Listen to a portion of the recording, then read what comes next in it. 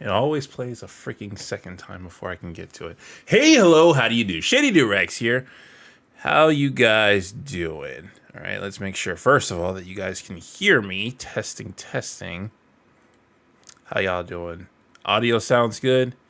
Also, last time, y'all told me the audio was good, and then I got comments that were like, hey, the audio's a little bit low, so I turned the microphone up. I'm hoping everybody can hear me well. So I'm just waiting for the stream to catch up. Everything sound good to you guys? The audio's good. Let me start the music actually before I ask you guys that question. Because if the music's too loud, then it doesn't really matter.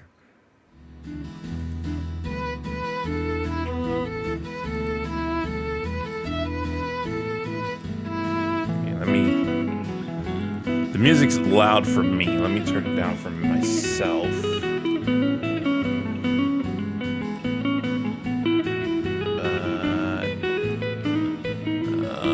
The music looks like it's a little bit loud for you guys, so last time I turned the music down, you guys were like, oh, it's not loud enough, so I'm not sure. Alright, everybody's saying they can hear me.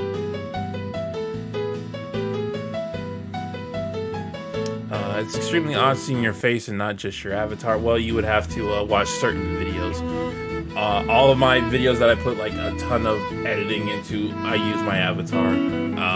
But a lot of the simpler videos where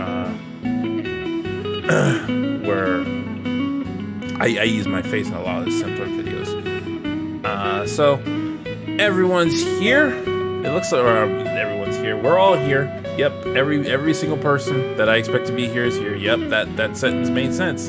Music overtakes your voice. Okay, I will turn the music down.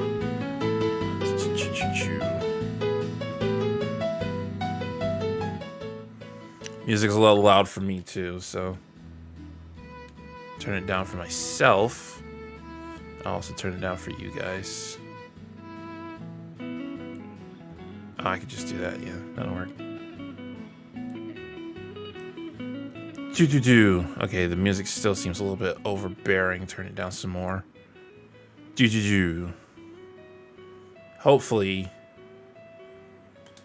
I mean, my mic is turned up a little bit higher than I would like, but like I said last time, people were saying that it wasn't that good. All right, how does it sound now? All right, sound good. All right, so you guys can tell me if the audio isn't doing as well. So anyway, today we are doing a King of the Hill alignment video. So there's a bit of a history with this video. First of all, two live streams so close to each other, I generally don't like to do that. I've said this before, like live streams make me a little bit uncomfortable. I love doing them, and I know you guys like them. You guys ask for them. I just feel uncomfortable because they're a lot less work than my regular videos. So a lot of times it feels like I'm being lazy.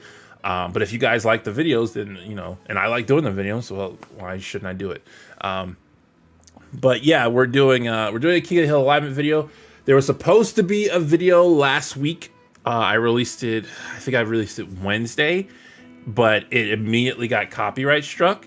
And I didn't want to edit it. I felt like it was well edited already. I didn't want to further edit it down, so I just fought the copyright. It'll be up like next week, I think. And then there's supposed to be another video out this weekend. It was supposed to be an Avatar video, but I came across some serious technical difficulties with that one. The Avatar, I wanted to get back into doing the Avatar videos. I really want to talk about Avatar, but that's probably not going to happen for like at least another month or so. So there's that. And then I was thinking about doing this video, King of the Hill alignment, because alignment videos are really, really easy to do. But once I was done with the whole setup, I was like, wait a second, the audience really likes to get involved with the alignment videos. That would probably make a better live stream than anything. So I was like, okay, I got a live stream. But I wasn't able to do live stream over the weekend like I normally do because I already had D&D plans. I was DMing for a session, and that took a lot of prep and a lot of work once we actually got to the session, so I wasn't able to do it over the weekend.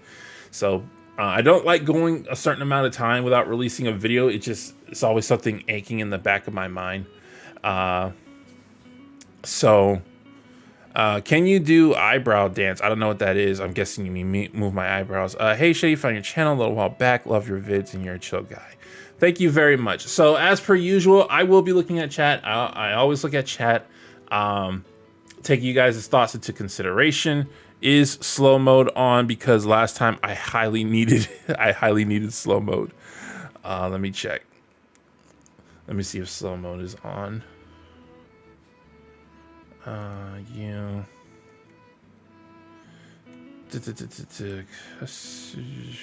No, it is not on. Okay, I will turn slow mode on just because if a certain amount of people come to the chat, and it's hard for me to read messages. I want to read people's messages. Super chats will of course take priority. I will read super chats. I ask that chat and super chat try to stay on topic. As usual, we will be talking about a specific topic throughout the stream, and then at the end, we'll do generic topics. You guys can ask me generic questions. So I'll take a quick look at chat before we get started. How do you keep getting cooler? Well, cool is all about confidence, so well, it's not all about confidence, but it's mostly about confidence. So you find the things that you like, you find the things you like, and you make those things appealing to other people. You know, with me, I like literature. Literature actually isn't that appealing to like the masses.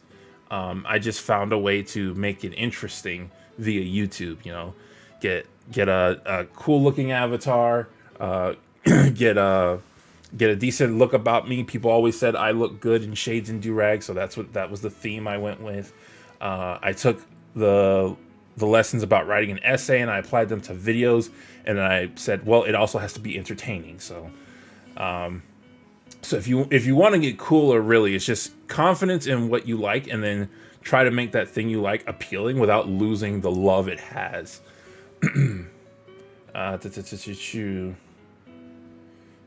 Nice shades, Shady. Well, these are pretty old shades. These are my Shady Doorag shades. I used to have a collection of shades because I constantly went outside with shades and doorags on. I think they're in that bag over there, but most of them don't fit me anymore. These are the Shady Doorag shades, and this is the Shady Doorags doorag that I have. Sentinel Rex, thank you very much for the donation. Do you do D&D streams? I think you'd be great. I would kind of like to do D&D streams. I don't know if I'll be able to, because I would need people to do that with. The people I do D&D with, I don't know how much they would care for that. Some of them are actually very, very camera shy, so they would not want their voices out. Yeah, I would love to do D&D stuff. There's a lot of stuff I would love to do on YouTube, but I got to think about several different factors. One of them being, would you guys watch it? Please do a critical review on Cotton and Bobby Hill at boot camp. I will consider it. All right. So I don't plan to have a very long stream today, or a rather short stream is going to be, because like this was something I just put together. So let's go ahead and get to the why is that? Go away. There you go. All right, there we go. So we got our people.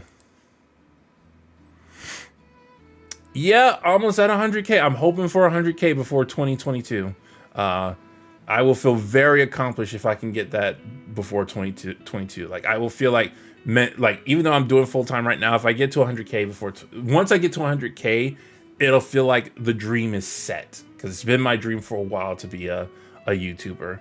And once I hit that goal, I will feel like I have accomplished my dream. Even if like the channel just dies completely after that, if I get to that 100K, I will feel like I have officially accomplished that dream. But anyway, here we go. Lawful, neutral, chaotic, good, neutral, evil. These are the D&D alignments. Now, I remember my other videos, and I've gone back and watched them, and I don't think I agree with those videos with how I approached them. I still say that good is about not harming the innocent. That's what it means to be good. You won't harm the innocent, and evil means you will harm the innocent. And if you lean more towards one or the other, that's what makes you good or evil. And even if you do one or the other, it doesn't necessarily make you that. Like, a good person can still do something evil, but it just depends on where you mostly lean towards. And of course, if you're well balanced, then you're neutral. Lawful, chaotic, I still feel the rules for that are the same. Lawful, if you follow a strict code, then you're lawful. Chaotic, if you tend to break the rules, like it's your instinct to break the rules, then that's what makes you chaotic. And of course, if you're balanced, that's what makes you neutral. I just didn't like how I put certain characters. Like, I don't know if I can still confidently say that freaking Haru from Beastars is chaotic evil. Like, I was really trying to follow those rules. I was like, yeah, based on those rules, she would be. Mobilenator, thank you for the donation. Can you say my name? My name. There you go. Well, I just said Mobilenator, so. But yes, I absolutely can. That reminds me, I have a Patreon that I don't really do anything with. The reason I have a Patreon is because people have asked me for like places that they can directly contribute to me, and I'm like, okay, well, I want to give you a place to do that. I do have PayPal, but Patreon is like, you don't have to constantly do it. It's just a monthly thing. I'm having a bit of an issue with it because I don't want people to pay for this content. So my Patreon, I don't really have rewards, but I would still like to kind of give something back, something kind of like something that you guys would like, but isn't necessarily my content, because I want my content to be out there for people. I don't want them to pay for my content. YouTube is the one who's supposed to be paying me, at least not until I do stuff like merchandise or something like that. So I'll have a thought about that. But anyway, we're gonna start with the main man himself, Hank Hill. Hank, so where are we thinking Hank? If you say anything but lawful good, you are wrong. But chat, what do you think? Hank, I don't see an argument being made for Hank not being lawful good. He has a code throughout his life that he lives by. He tries to do the right thing. He tries to make sure, the innocent are protected. Like, I don't see anybody. I'm curious to see if anybody is gonna argue against lawful good. Lawful good, lawful good. Hank is good, lawful good. Hank's good, lawful good. Yep. Yeah, Hank was the easy one. Hank is like a pure the definitive version of what it means to be lawful good. Hank is the closest thing to Jesus in the show. Perfect male specimen, lawful stupid. He might be lawful stubborn. I don't think he's lawful stupid. Lawful neutral. That's interesting. I don't know why you would say he's lawful neutral. Hank does not like the innocent to Hank will definitely not take advantage of the innocent. Angron the Red Angel, thank you very much. Mr. Big is pleased. I see you have a FNAF icon. I don't know who. I've heard that name before, Mr. Big, but I forget where it's from. Maybe lawful neutral, at least for the people who prefer charcoal barbecuers. I mean, if you have enemies, that's not the innocent. So it's like, if you're in a war and you're willing to hurt your enemies, that doesn't make you evil. A couple times he's dipped into neutral, but he's ultimately all awful good. Yeah, and yeah, like I said, a character can do evil stuff, but that doesn't make them evil. It's that they lean towards it. And Hank unanimously is. I mean, everybody's saying lawful, so there's that. But Hank unanimously does good. Cares about the innocent. All right. Rusty Shackleford. Where are we putting him? Rusty Shackleford. I want to say chaotic. Very chaotic. Sentinel Rex, thank you very much. Hank is lawful good paladin. Oath of pro. Yeah. Oath of Propane. Yeah, straight up with probably Buck Strickland would be Hank's god if he wasn't already religious. Dale is chaotic good, chaotic neutral. Well, we're going horizontally, so we'll get to Peggy in a moment. We're on Rusty Shackleford right now. Some saying chaotic neutral. See, some are saying chaotic neutral. Some are saying chaotic good. Can you guys hear the music? Chaotic neutral, chaotic neutral, chaotic neutral, chaotic neutral. A lot of people are saying chaotic neutral. Is Dale willing to harm the innocent? Like, does he lean towards that? Yes. I would say yes. Dale has done so many things to the innocent, like specifically Hank, who has done like a lot of nothing towards him. And as long as he gets his way, yeah, I definitely see him as chaotic neutral.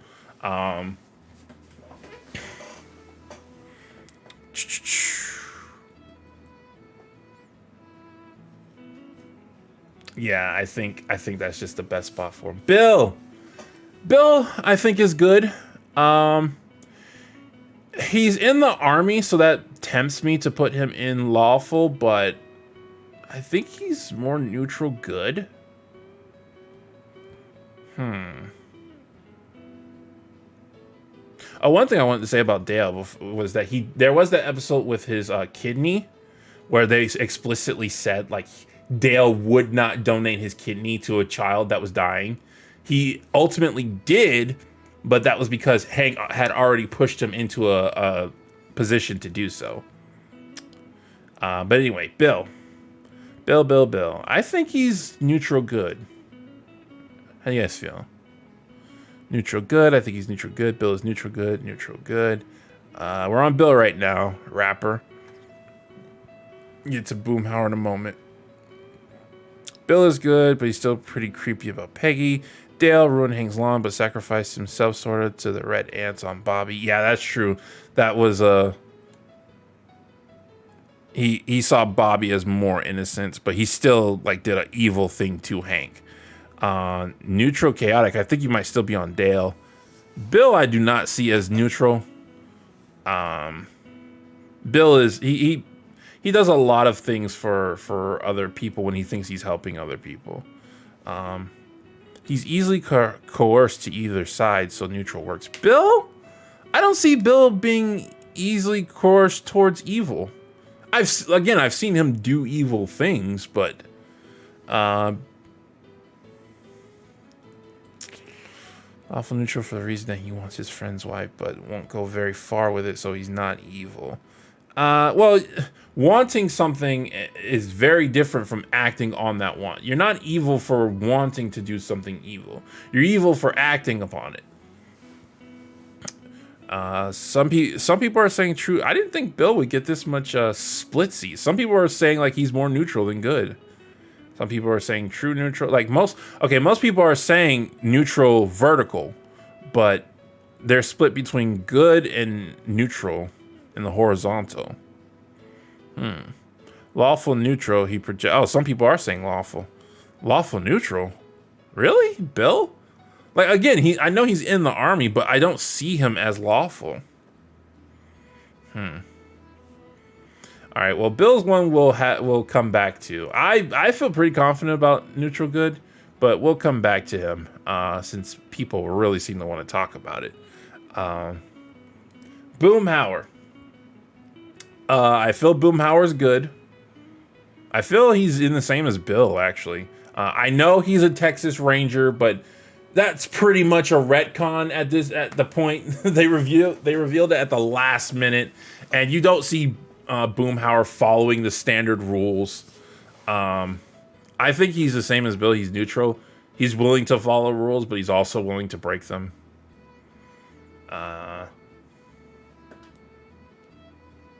Yeah, I'm feeling confident about neutral good. What do you guys think? Boomhauer is natural good. Boom is good lawful. Neutral for Bill. Bill is... You guys are still on Bill. I'll let chat catch up. It finally happened. Neutral good. Lawful because Bill Bill follows anyone's orders and seems to like being bossed around, like when Peggy was his superior in the pyramid scheme. Chaotic good. Well, I would argue with that. I've seen Bill is a Bill does have moments where I would say Bill is a sheep. He does tend to follow, but that's not because following orders is his way. It's because he enjoys praise. Boomhauer is neutral good. He goes with the flow. Neutral good. Boomhauer breaks a lot of hearts, though. I agree, but oh, that is true. Boomhauer does knowingly break a lot of hearts. Eventually, he does change, but there was that episode that exclusively showed that Boomhauer he'll get with a woman and then he'll know they'll want a serious relationship, but he won't give them one. That in itself can be considered an evil act because he knows that they want what they want in a relationship, and he's misleading them. Boomhauer is the voice of reason, which makes him a little lawful good. Not really, because lawful isn't always the right thing to do. If somebody is too lawful, you can be the voice of reason by saying, hey, this time around, we don't need to follow the rules. Like, if you're following the letter of the law, but not the spirit of the law, a voice of reason will come and tell you that. I think chaotic good or neutral with Boom.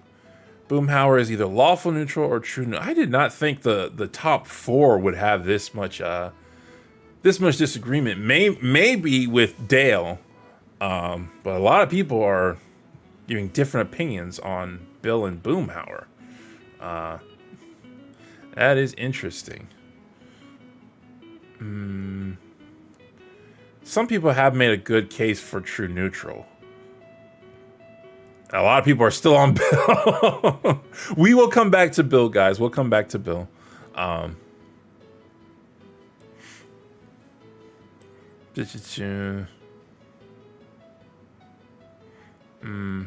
Michael Cuomo, would you do videos on one season short-lived cartoons such as Sam and Max, the Oblongs, Mission Hill, etc.? If I watched it and found it interesting, then I will do a video on it. All fair in love and war. Boomhauer's neutral good. Dude is a womanizer, but he ain't a woman beater.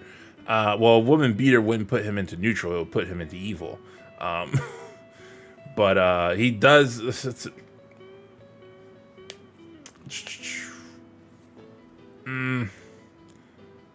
I think what I'll do is for now, I'll leave him in neutral good. And we can come back to him. Because if you've never seen one of my alignment videos, I always come back at the end to do some rearranging. But I feel confident with them there, but people are saying true neutral, and they're making decent arguments for them. Boomhauer especially. So, all right, now let's move on to the one everybody wants to talk about. Peggy Hill.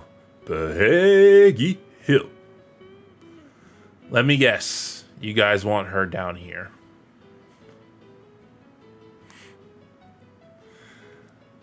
The thing is, I don't really see Peggy as evil. I don't see Peggy as evil. Peggy chaotic evil, worse than John Redcorn. Peggy chaotic evil. Peggy is chaotic evil. She purposely made Lucky fail his tests. That is a chaotic evil thing to do. No, chaotic evil. Peggy is chaotic neutral. She'll do whatever she wants to get whatever she wants, and sometimes that's for herself, and sometimes that's for common sense. Certainly not evil, but certainly not good. I think she is selfish. I think most of the time she doesn't see what she's doing as making the innocent suffer. Like when I want to say she's lawful, but she's not. She's broken many rules. The Nun episode specifically comes to mind. So true neutral, I think, is a good spot, but chaotic neutral, I also think, is a good spot. Like early Peggy, like season 1 Peggy was lawful. But as the show went on, she quickly became more chaotic. A lot of people say chaotic neutral. I'm comfortable putting her in chaotic neutral, though I feel she's more true neutral.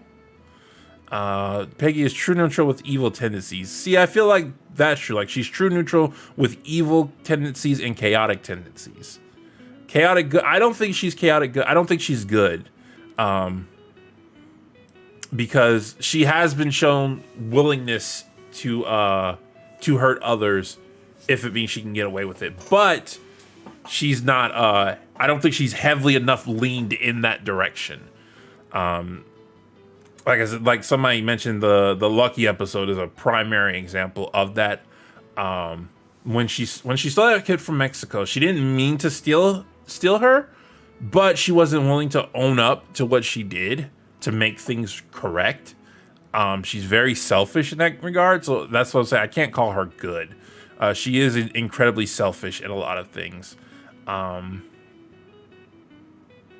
So I would think neutral. I really don't think evil. I'm just debating on neutral or chaotic. Because she's willing to go against the grain, but in order to get what she wants. I don't think it's an instinct for her to go against the grain. I think she will very much be lawful if that's the way to get what she wants. Like, I don't think she instinctively goes against rules. That's the thing. Like, chaotic characters are, when they want something, they instinctively think, I must break the rules to get it. It's like, it's just, you see something you want, you steal it, you don't even think about paying it, even if you have the money to pay for it. That's what a chaotic person does. Whereas a neutral person is more, what's the best way I can get a hold of that without getting in trouble or by getting what I want. They'll be like, well, I could steal it, but there's a guard over there, so I'll pay for it. A guard. Yeah, I'm thinking D&D. The police are over there. So, yeah, I think Peggy is more true neutral. Peggy was good in the earlier seasons. Yes, I agree with that. Peggy openly mocks Lucky for having a code. She's chaotic. No, she mocks Lucky because Lucky's code is inconsistent, because Peggy knows about codes. Hank has codes. He just doesn't phrase it that way. And she herself does not have a code. She used to, but Lucky kept relying on that as an excuse. Oh, I have a code of honor, so I can't do that. You must have a code of honor. She even says in the beginning of that episode, I probably took a vow, which is a code of sorts. But yeah, I think she's neutral. I think I genuinely think she's true neutral. Lawful equals having a code of conduct that they follow no matter what. Well, not no matter what, but it's very difficult to get them to break that code. And it doesn't have to be a code of honor. Or code of code of conduct, yes, I guess that would be. But it can also be like the law of the land. Like, you won't break the law no matter what. That's one. But yeah, a code of conduct, I guess that still counts as a code of conduct. Neutral equals having a code to follow when convenient. Yeah. Chaotic, not caring for a code, focusing on getting there by any means. See, I see more chaotic as you instinctively do the easiest route to get it. And if somebody tells you the easiest route is a lawful route, you actually don't want to do it. Doesn't mean you won't, but you really don't want to do it. Like, you really don't want to pay for the thing you want. You would rather just take it, even though you have plenty of money on you. She sabotages her family, get what she wants, like the home economics class. That is true. Peggy's chaotic. She will never admit that she is wrong. Well, that could be a neutral stance. Cotton is dead. Well, we're not on Cotton. We're on Peggy. We're going horizontal. And we're on the wives right now.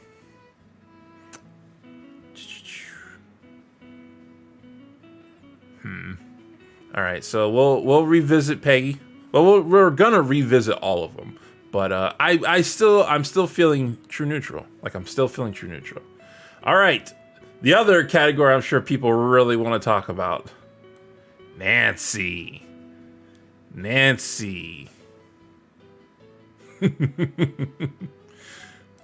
You know, I feel that Nancy is a really good person, you know. I don't understand why people dislike this character so much. She should definitely be put in good... I mean, she just wants a good job, people to think that she looks good, she wants to have a husband, but she also wants someone to take care of her, and anyone should be willing to go for that. Nancy. Oh no, my camera disconnected. Oh no, my camera reconnected. I see why stuff is happening. Yeah, I see Nancy as chaotic evil. I see her as either chaotic evil or neutral evil. I think more chaotic, though. She will easily break rules to get what she wants. Like that. Obviously, there's the Dale Redcorn thing. Some people are saying evil lawful. Okay, so here's the interesting thing about lawful that kind of confuses me a little bit. Because a lot of people think lawful are people who would be willing to follow the rules. And I'm like, well, to me, lawful is you abide by the rules because it's part of who you are. Like, it means something to you to abide by the rules. If you can get away with it, you will. It's just that a lot of people tend to be watching you. So if, like, I feel like she is lawful because she does follow the law because people are watching her. But no, even still, no, that doesn't work because the whole neighborhood knows what she's doing. So no, Nancy is not lawful. Nancy has got to be either neutral or chaotic. She's definitely evil. She's definitely evil. And I see her more as chaotic because, again, not just the whole Dale John Redcorn thing. If you think to the episode where her job was being replaced because she used to be a weather girl. She's an anchor now. Actually, I think by the end of the show, she's like an on-scene reporter because that was more popular and she was the most popular person in the news group. But when her weather girl job was being replaced, she did all these underhanded things to make the other people look bad. And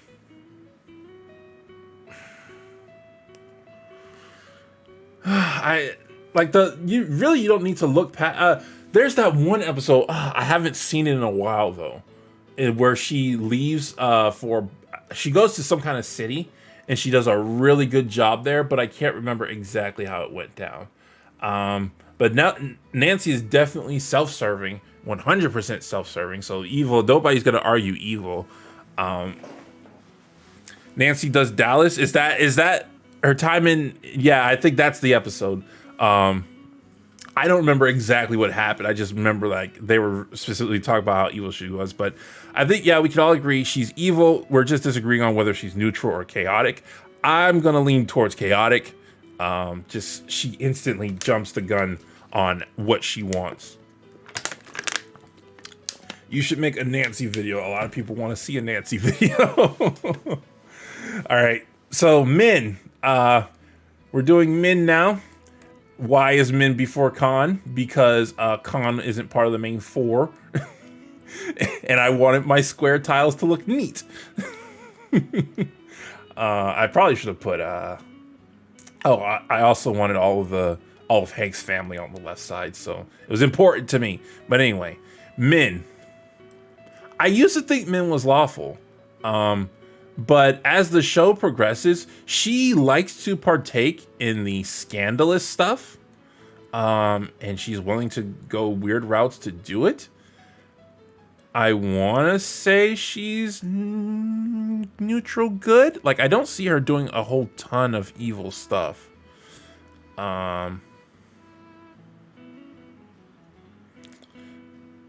I don't really see her doing a whole ton of neutral stuff either. Some people are saying lawful neutral. Like, when does she really like attack like the innocent or let the innocent suffer? I don't really see her doing any of that. I think some people I think true neutral, you might have a case, but again, I don't see her really letting the innocent suffer. I think she's completely like for taking care of the good. I don't see her as lawful. I did at the beginning. She was very lawful, but as the show went on, she was willing to partake in a lot of the scandalous things. Like, Khan did not embrace what it meant to be a man in the Arlen area. Min did embrace what it meant to be a woman in the Arlen area. Like, she loves doing the I keep saying scandalous. She loves doing that kind of, or at least talking about that kind of stuff with Peggy and Nancy. So I feel comfortable with neutral good. I think there's an argument to be made for true neutral, and I think you could say maybe half of the show she's somewhere in the lawful department. I don't think there's any argument for evil. I really don't see episodes where she's evil. Maybe the episode where Khan owns his own business. Maybe that episode. Chaotic neutral. She is rude, no cap, and has a wild side. She is kind of rude. But she's also like, what's it called? Fake polite, where they say polite things, but they're like, it has a double meaning to it. That's a lawful trait, actually. I try to explain that to people who don't understand high society. It's like you're being polite, but everyone can tell you're being rude, but they can't say anything because you said it in a polite manner. Min Supanusapone is neutral because she's against Hank and friends, because sometimes friends like them. Like in one episode, she bought it with Dale with that was a interesting worded sentence.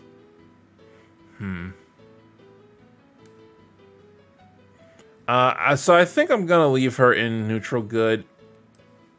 I think I'm gonna leave her there. Bobby flip-flops, and as he should. He's a kid, because he will sometimes definitely let the innocent suffer, but he wants to do good. He just has a misunderstanding of it a lot of the times. He is not lawful. I think he might be either be neutral good or true neutral. What do you guys think? Bobby is a pure embodiment of chaotic good. Chaotic good? Yeah, I could. That's an argument. Good and lawful. I don't think he's lawful. Bobby is not lawful. A lot of people are saying chaotic good. Bobby is neutral good. Go back up, chat. Edit it up. Bobby is where'd it go? Bobby's neutral good since he's still impressionable. Boy, like in Smoking and the Bandit, I would say more neutral, just because you're not talking about Bobby. Good equals selfless. Neutral equals self-centered. Evil equals is selfish. Well, good is not necessarily selfless. Just that the thing you want, you're not willing to sacrifice others to get it. That's generally what good is. You're not willing to let other people suffer in order to get it. That's at least how I'm ruling view. That's at least how I'm ruling good in my point of view. To chaotic good, chaotic neutral good, chaotic neutral, chaotic good. He does what is right regardless of social norms. Well, that would be neutral good. Neutral good would be doing what's right regardless of social norms. But Bobby doesn't do what's right regardless of social norms. He will do things that he knows is wrong, but he can get away with. Like when he had to sleep in the doghouse. He knew it was wrong to keep lying that he was allergic to Lady Bird, but he wanted to live in the doghouse. And it took a little bit. The episode I just reviewed, he ate the lutefisk. He knew that was wrong. He knew it was wrong to do that, but he did it anyway. So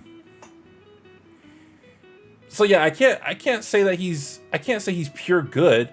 I don't think he's pure evil at all. I think he's neutral. I think the debate is more of whether or not he's vertical neutral or chaotic. And like I said, he's a kid, so he's gonna flip-flop back and forth. That's natural.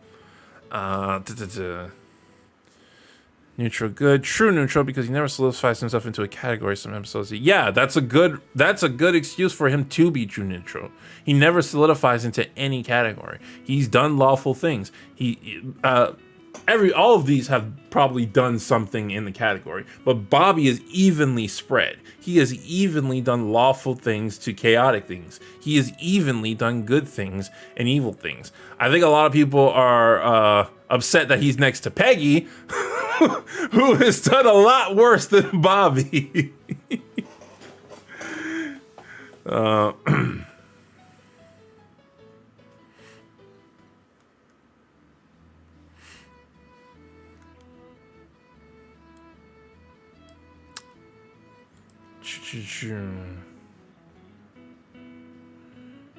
He joined a hippie protest and stole his mom's purse. Those are my only problems with Bobby. But he also, like, especially a lot of early season Bobby was a lot of misunderstanding. Later season Bobby, he gets into a bit of a rebellious phase. I feel Bobby belongs in true neutral because as a child, he's going to be all over the place, but his decisions usually balance him out. Yeah. I mean, I think ultimately he's a good kid. But if we're talking about, like, his actions overall, he's done some good, he's done some evil, he's done some lawful, he's done some chaotic. I feel good about true neutral for Bobby. So yeah, Joseph. We're gonna move on to Joseph Gribble. I can see people getting frustrated because he's right next to Peggy, and Bobby is clearly more good than Peggy is. Joseph. Chaotic. I definitely feel Joseph is chaotic. Like, he instinctively goes, I wonder why. He instinctively disobeys the rules. Like, it's like in his nature. No, it's just because how he was raised. I don't really see him as good. He's done some, like, he doesn't want to be evil. I can tell you that. He doesn't want to do selfish things. But I think putting him right next to his dad makes sense. Like, I think he's pretty much chaotic neutral. Like, he's done some things on the spur of the moment that he knew was wrong, but did them anyway. But he doesn't really want to be evil like Nancy does. All right, so he's a kid, so chaotic neutral. The infamous bathroom scene from one episode. The infamous bathroom scene. I forget. I know there's the episode where he kissed Min. I know there's the episode where he walked in on Luann. Is that the infamous bathroom scene?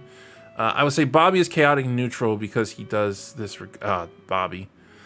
He kissed Min. Yeah, he kissed Min. No, he just went completely on his hormones. Joseph wanted to steal his best friend's girl. That is true.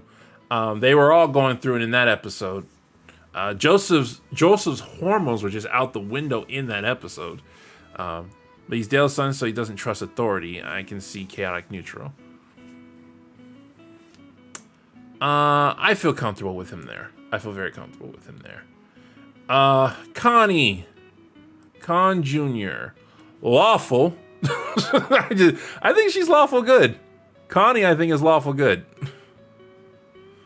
I don't see pretty much any evidence to suggest against that. What do you guys think?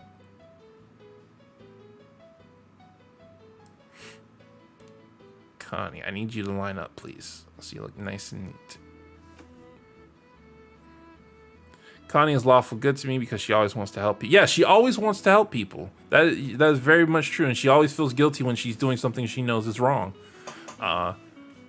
And she doesn't lean towards breaking the rules. There are times where she'll get a rebellious phase in her, but ultimately she, like, instinctively follows the rules.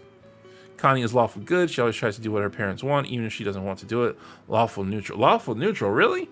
Lawful good, no question. Lawful good. Connie's lawful good for sure. She dumped Bobby.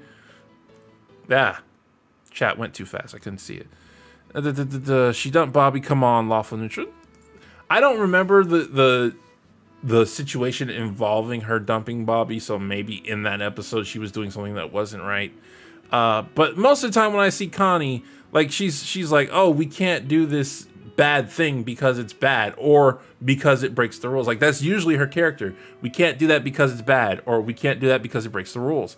And then sometimes she'll get a rebellious phase where she's specifically going against her dad, so that will push her into neutral. But most of the time throughout the show, she's not like that.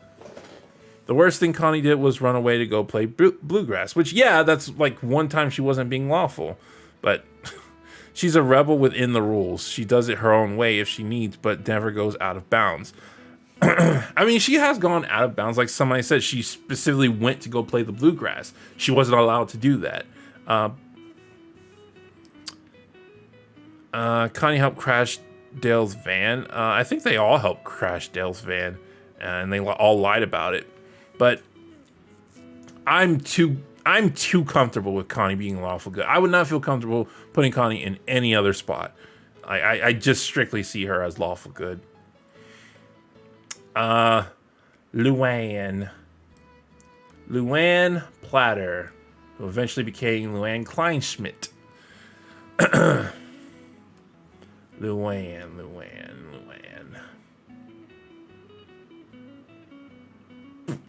I think Luann is good.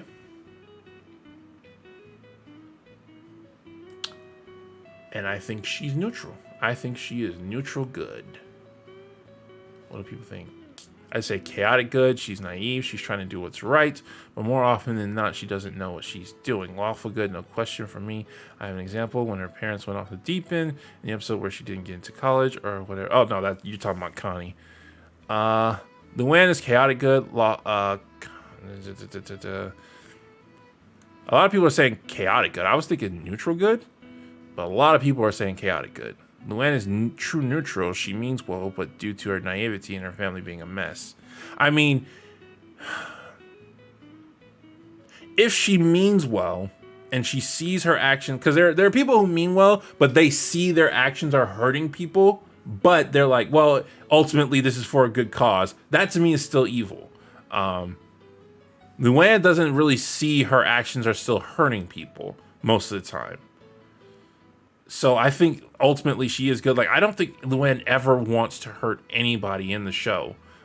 Even when she has to like stand up for herself, like I think it hurts for her to do stuff like that. Even when she's in the right with causing other people discomfort.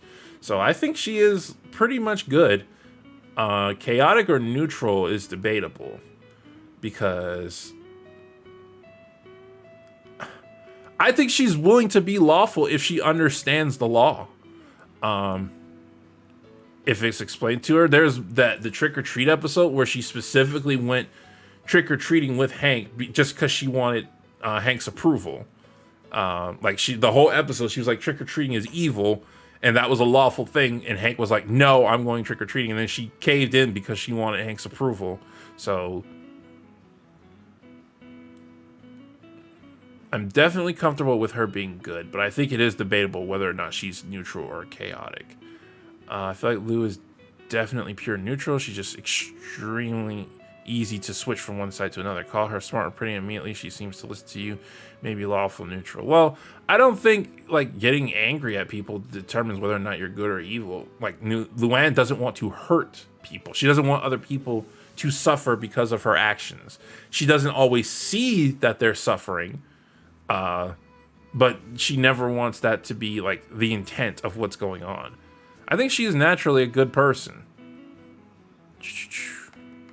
Oh, the chat stopped scrolling for me for some reason.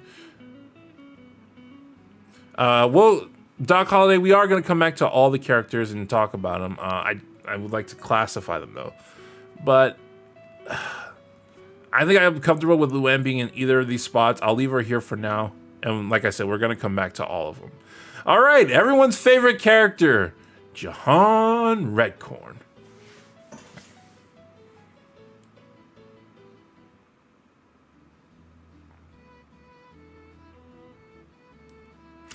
Kahn.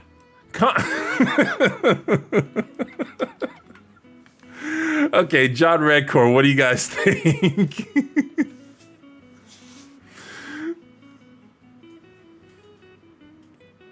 Redcorn, I say, is chaotic evil. The man wants everything that was taken, which I can understand, but still is a person, his wife, and fan of him. I mean, his whole entire character is surrounded by his plot, his relationship with Nancy. There's some of his character that involves Joseph, some of his character that involves his heritage, but mostly it's about his character with Nancy, his relationship with Nancy. And his relationship with Nancy is definitely chaotic evil. He's being selfish about it. He's getting what he wants. He doesn't care who gets hurt in the process. Not Joseph or Dale.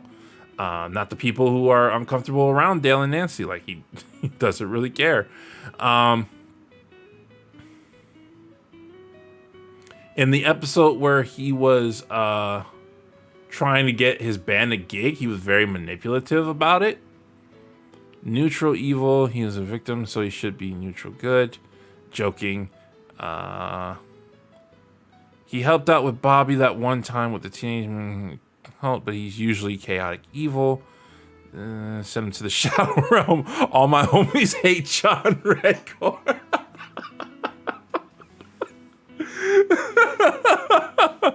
John wants his back, but I bet Dale would want his wife back. Peggy's Norm. He sleeps all around the time too. Yeah, people keep bringing to. I keep forgetting this about John Redcorn. He doesn't just sleep with Nancy. He sleeps around, like, and they say it's implied that other girl who Joseph liked is actually his blood daughter. I don't think he's lawful evil. I don't think anything about him wants to follow the rules. Oh, what's going on here? Hold on. I accidentally moved the backdrop. That's gonna bother me unless it's fixed. All right, I fixed it. There we go. All right, so I think you can maybe make an argument for neutral evil, but I completely comfortable putting him with chaotic evil. I'm not biased. You're biased. Your face is biased. Your mom is biased. Everything but me is biased.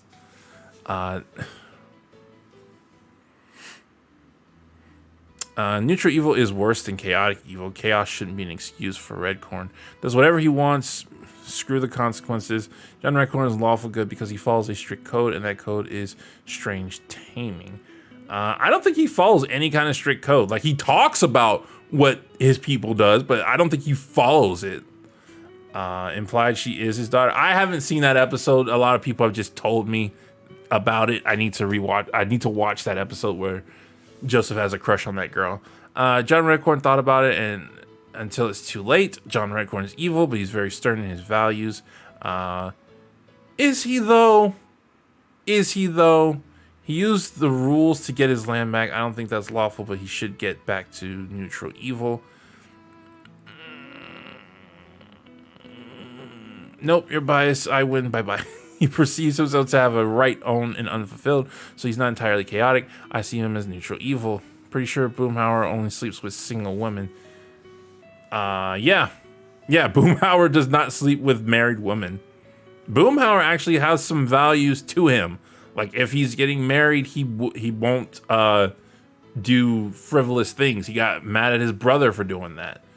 The only good thing he did was told Hank about the dog blood Bobby was going to drink in the Thug on episode. Yeah, like I said, they can do good things, but so we're debating on either neutral evil or chaotic evil at this point, but he's definitely evil. His evil stems from his entitlement. Yeah, it does. Kahn. I think Kahn is lawful neutral. Kahn is very lawful throughout most of the show. Like, he has his own strict set of rules that he really does try to follow. That episode where he starts his own business, he breaks character so badly in that episode. It actually kind of ticked me off. Because I went and watched the episode after I did the Kahn review. I didn't watch the whole thing, but I went to look at some parts of it. And he's waiting in the mail for lottery tickets. I'm like, what? The Kahn I'm reviewing wouldn't do that. But Kahn, I feel like he's lawful neutral. Lawful evil. How is Kahn evil? I've seen him do evil things. Neutral lawful. Kahn is lawful neutral. Lawful neutral. Boomhauer is also a Texas Ranger, so he's lawful. Sleeping around isn't really bad. Having to enforce the law does not make you lawful. John Redcorn violates the code of ethics for giving a massage with all his migraine specials. Lawful neutral. Leaning true neutral. Lawful neutral. Yeah, I'd say lawful neutral, leaning true neutral. Lawful neutral, right? He's just a jerkier version of Hank. Pretty much, yeah. Lawful neutral. He also calls a city on Dale when he gets a chance. Kahn is lawful for sure. He got screwed by the system. Kahn is lawful neutral. I don't know if I call him evil. Lawful neutral. Kahn is usually antagonistic, but he does know when he needs to help and does love his family, like wanting to get his daughter together when he hated the he has done some evil things, because remember what happened with his mom and Bill. That was a very evil thing to do. But I think for the most part, yeah, I think we're mostly agreeing he's lawful neutral. All right. Cotton. I think Cotton is chaotic neutral. What do you guys think? Because he's very selfish.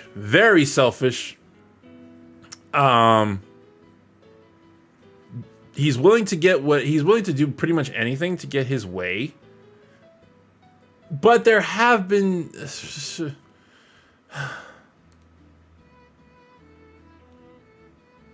like, he doesn't follow any rules, even though he's in the military. Like, he still doesn't even follow that, because there's that he feels like he's done so much time that he can basically get away with anything in the military.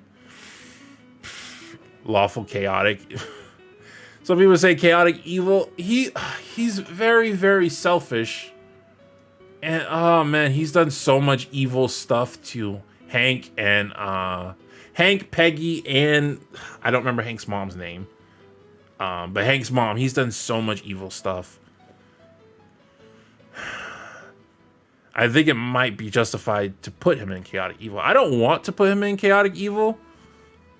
I think chaotic neutral, because there are times where he will do good stuff, but I've been saying this whole video, just because there are times where there will be good stuff doesn't mean he himself is not good. And I really like this character, so I don't like putting him down with the two characters I absolutely despise.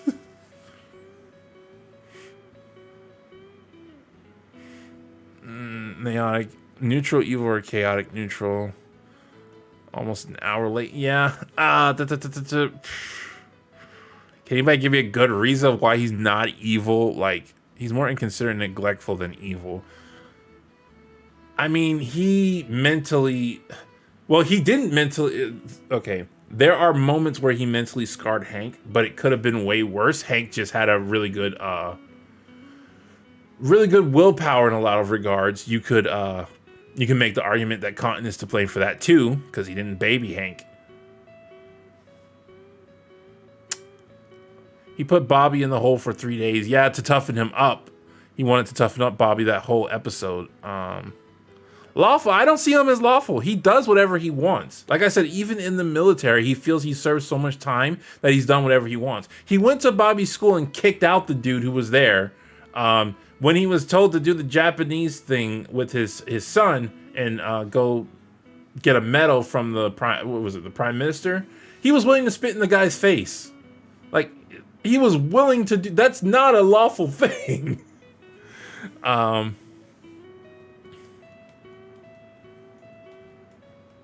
Doesn't actively harm the innocent. Yes, he does. Yes, Cotton does. He inconveniences the innocent a lot. Cotton antagonizes Peggy. That's the thing. Like, I don't like Peggy, but I do like Peggy. A lot of people don't like Peggy, but a lot of people don't like Peggy, and a lot of people like Cotton. But Cotton antagonizes Peggy. Trying to fight. Thank you for the donation. So true. Bobby is a Sigma. Cotton was chat's going fast now. Hold on. Cotton is far more likable because he's not deceptive. Yeah, he's likable. He's definitely likable. Cotton was in the hole too. That's what make what made him him. I think he has good intentions at times, so that's why I wouldn't put him evil. He's definitely more neutral. Plus, he actually doesn't hide his true intentions towards people. Well, not hiding your true intentions doesn't necessarily make you evil. Lawful evil since he follows his own values and he loves Bobby and Hank too. Well, he loves Hank, but he treats Hank like trash. And yeah, you can do the for its time argument, but you don't see the other. Anyway, I like Cotton, I really do, but I don't try to justify a lot of the stuff he does. I know there's a reason behind a lot of the stuff he does, but I don't necessarily use that as an excuse. If he sees that what he does is wrong others, but does it anyway, even if he feels it's for the good, didn't you say that would be evil? Yeah. If he sees what is wrong, and if he sees it's wrong, he does it anyway, it's evil. He's chaotic good. No, I don't think he's chaotic good. The innocent suffer under Cotton's reign. Cotton follows his law, but he can meet people in the middle for peace sake. Lawful neutral. I don't think Cotton even fully follows his law. I think his law is do what I want. I think that's Cotton's law. If your law is do what I want, that's not lawful. Stuff keeps happening. And okay, yep, just hit the camera. Stop shaking.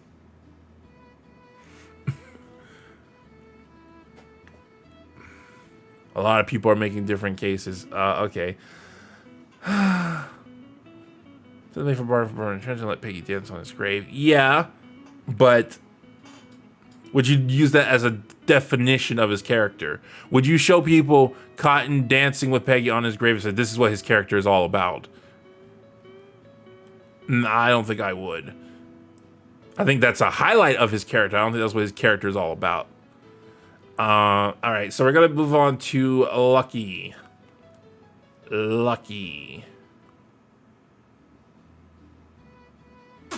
Lucky is interesting because his character hasn't been on the show for too long, but within that short amount of time, he has switched up a lot. Like, he started out as just, like, chaotic neutral, like, as just this person who does whatever he wants. But then suddenly he had a code. So it's like, oh, so suddenly he's lawful? But you don't really see him following his code throughout most of King of the Hill. Like, that episode really feels isolated. My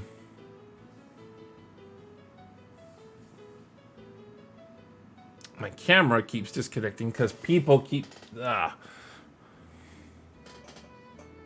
Wish I could stop. I know why it's disconnecting, but I don't have a way of turning it off. Turning off the background thing that's causing it to disconnect. Lucky is lawful neutral for sure. True neutral. Lawful good has to be. Lucky is totally lawful neutral.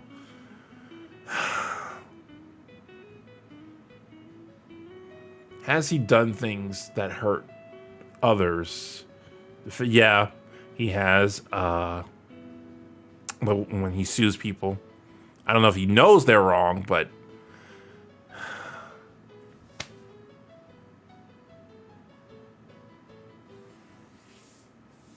All right, so apologize, guys. My camera keeps going off and on. There's a background program that I cannot turn off right now that's causing it to do that. It's annoying, but I can't do anything about it right now. You make Cotton sound like Lucky with that code stuff.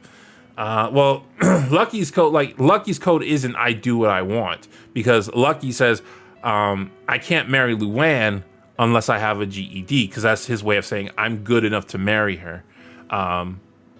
He wants to marry Luann, but he can't do it unless he has a GED.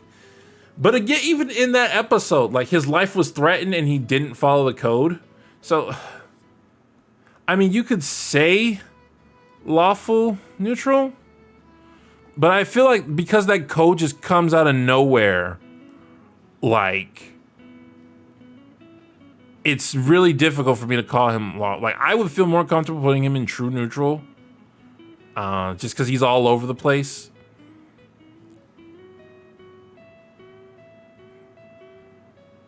He doesn't do things on purpose. He only hurts people who deserve. Lucky, no, because he sued. He sued. What was it? Costco. They didn't do anything. Lucky ran into the bathroom and the dude was changing his kid, and you know he tried to sue freaking he tried to sue, what are they called? Strickland Propane for hiring him because he did something stupid. Like Lucky sues people for his inaccuracies or inadequacies. That's the word I was looking for. He sues people for his inadequacies, and they have to pay for it. And he's like, I'm sorry that this has to, like, when he was suing Dale to take his house, he's like, I'm sorry, Dale, but I have to do this so my wife is happy. You're making a selfish decision, making somebody else suffer for something you did. Like, that is not good.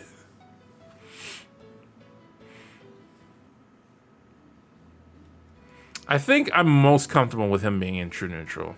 He's just I think it just speaks that his character is very inconsistent. And I think that's because of that I have to put him in true neutral.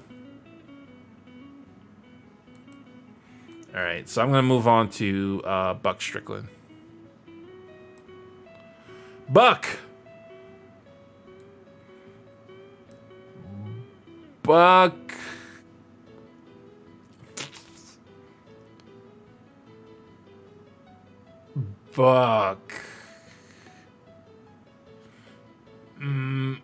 I think Buck is evil.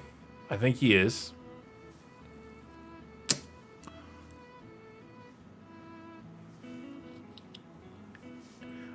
I think neutral evil.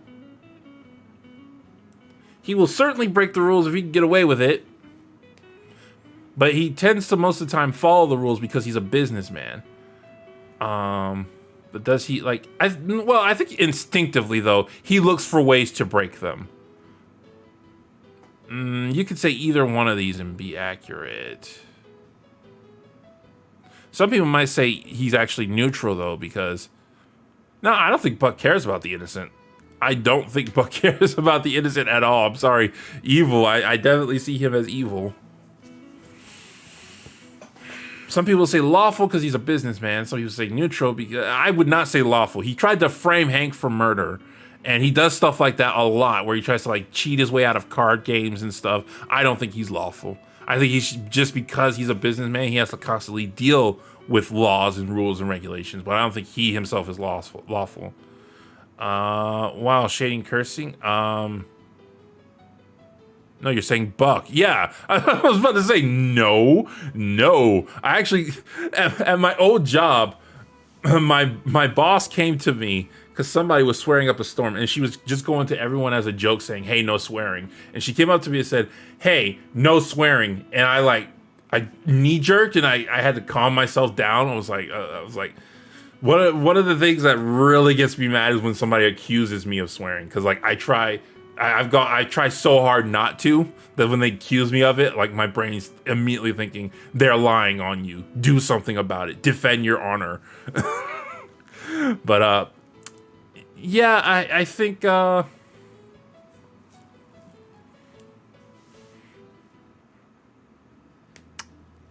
I think either neutral evil or chaotic evil.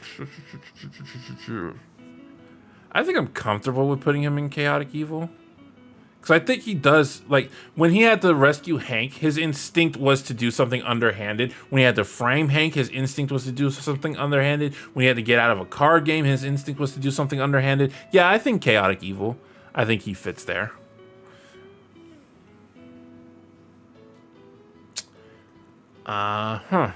Okay, so let's look at this list and let's see who we're comfortable with.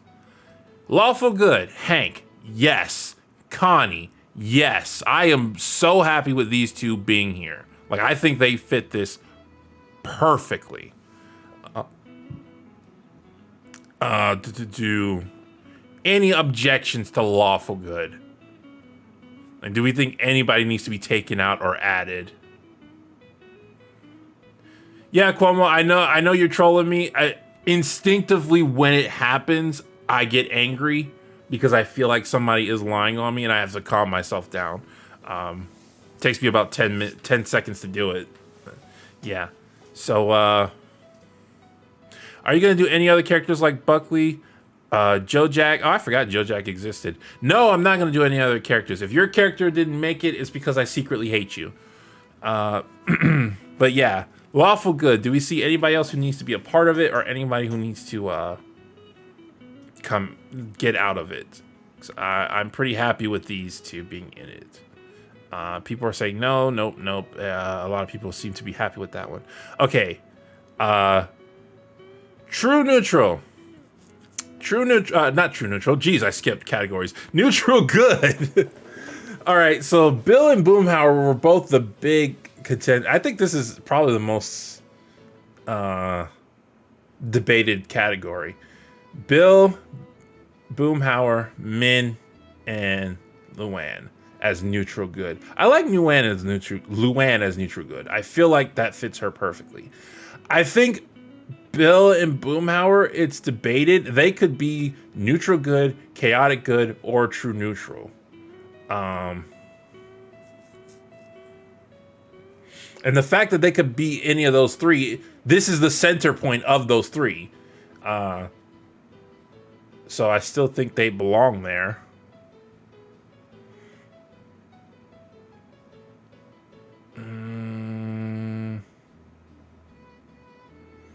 I think Min is wholly a good person. She made fun of... Is a wholly good person. She made fun of Peggy when they first met.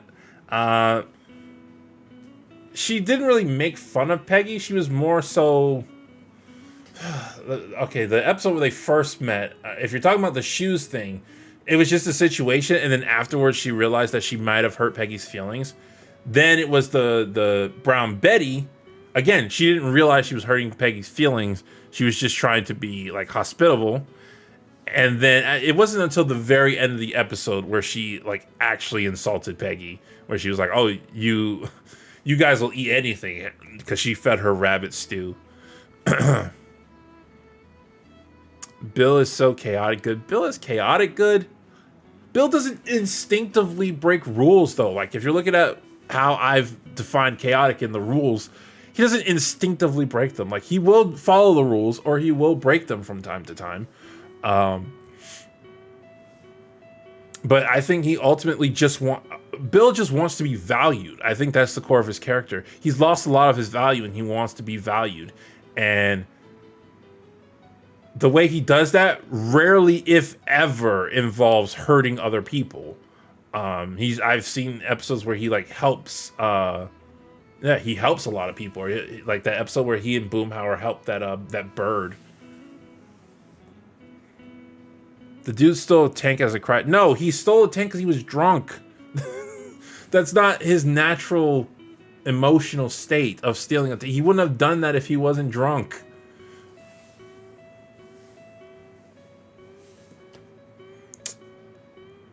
Yeah, I'm still comfortable with this category. Neutral. All these characters being neutral good. Min, I think, is the least fitting. But I think it's because her character just gets less screen time than the rest of these characters. Bill's chaotic good. It seems his chaotic lifestyle requires the intervention from his friends and loved ones. His heart is good, but his actions are chaotic. I don't see a whole lot of his actions being chaotic. Like, the most chaotic thing I can think Bill has done without any influence is when he almost slept with his cousin. Because he had the option to sleep with one of three women. And I think he just... did he actually just sleep with all of them? I don't remember. Bill is lawful good. He is loyal to his friends and family to a fault and always wants to help others. I don't think he's loyal to a fault. I think, and to his friends specifically. Because there are other groups who come in and influence Bill. It's people who show him value. Right now in his life, the most value Bill gets is from his friends. But when people come and they show him value, he tends to lean towards whatever they're talking about. But I haven't seen any example in the show where I can think of where somebody with evil intent, strictly evil intent, comes to influence Bill. Except for Cotton. They come to influence Bill and he falls for it. Cotton's probably the only exception to that, though. The biggest of Chungy, thank you very much. Here you go. Well, thank you. Bill is a catalyst that helps good or evil people, but he's good when left by himself. Both of them, not his cousin. He He's everybody knows that quote. Both of them. He slept with two. Bill slept with the other two who weren't his cousins. He didn't sleep with any of them. They all were his cousins. Is being extremely well. Two of them were cousins by marriage. So it wasn't going to do anything weird. It's sleeping with his cousin by who was it? Sleeping with his cousin, his authentic cousin, was infidelity. Bill actively harmed himself before he purposely harms his friends. Yeah, he has rescued his friends. So yeah, I don't see how anybody could put Bill outside of good. I've seen him do what seem to be selfish things for attention. Those episodes do actually kind of tick me off. I actually don't really like Bill as a character. But that doesn't mean I'm willing to throw him in the other categories. And most people aren't really talking about Boomhauer. They're mainly talking about Bill. Didn't Bill get a divorce? Yes. He got a divorce before the show started. To Lenore, who most people would say is evil. We have nobody in chaotic good. Khan is in lawful neutral. How do we feel about that? I mean, yeah. Khan is lawful neutral. I've seen Khan do evil things. I've seen him do good things. But mostly they are things within rules. Like, even with the car wash episode, he was like, oh, these are the rules that we have to stick to. Let's do these rules. Go, go, go.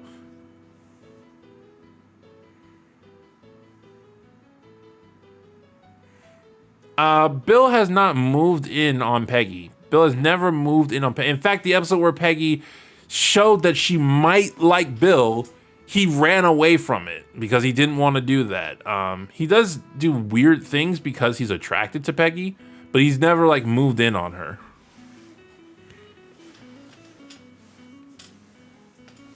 Plus, it wouldn't work. There have been episodes where Peggy thought she was being moved in on and she like flat out rejected the people. Yeah, but Khan and True Neutral, I think we're good. Hatchmaster, thank you very much. Can't stick around. Is this one getting posted on the channel? All my live streams get posted on my channel, unless like there's something technically wrong with them. So, like if I had one video where the audio was just absolute garbage, I had to take that one off. Which is actually still there. It's just privated because I don't want people coming to the channel and that being their first video that they're exposed to of me. Khan lawful evil. There are episodes where they will just turn Khan evil, and I'm like, why? This is not the same character. So I could see like if you haven't seen a ton of King of the Hill, you think Khan is lawful evil because they will just flip that switch.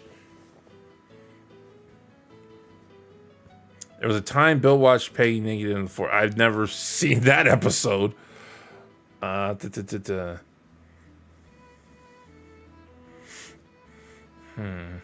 don't really see much people contesting Khan, so we'll move to the other ambiguous category, the true neutral people. A lot of people were debating with Peggy. Like, I really don't see Peggy as, like, evil. I've seen her do evil things, and I've seen her do good things. I've seen her follow the law strictly, and I've seen her break the law instinctively. Like, I definitely feel she fits here. She fits here in a different way than Bobby fits here. Bobby seems to be trying to figure things out, so he'll oftentimes fall into different categories. Peggy will do what it takes to get what she wants. She doesn't instinctively go into any of these categories. It just depends on what she wants. Bobby just gets confused at what is good, and then he'll start doing things that aren't necessarily good or necessarily lawful or necessarily chaotic, blah, blah, blah. Lucky, I think Lucky's character is just inconsistent. Of all these, he's probably objectively the worst character. Like, I don't hate Lucky as a character, but I think he has the least consistent character on here because he came in late, and then his character just jumps around from being, oh, he's just a guy who hangs around these type of people. Oh, but he's got a code of honor that, even though it's just like his 4th episode, we're just now mentioning it. Oh, even though he has a code of honor, he's willing to like sue falsely for like, yeah. So I feel like I have to put Lucky here just because of how inconsistent his character is.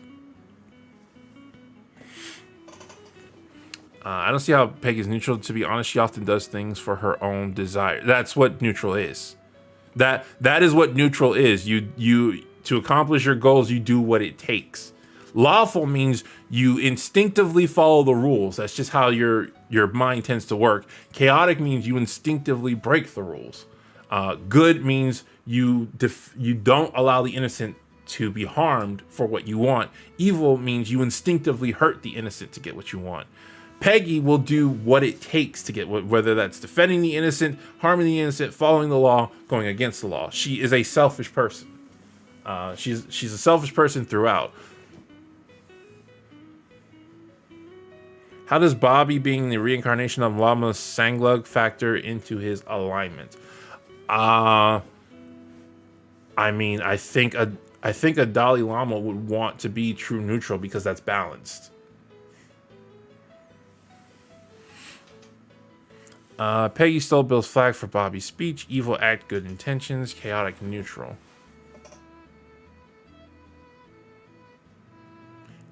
Evil act, good intentions does not mean chaotic, neutral. An evil act with good intentions makes you... it depends on your DM. Some DMs strictly go by actions, some go by intentions, some go by both.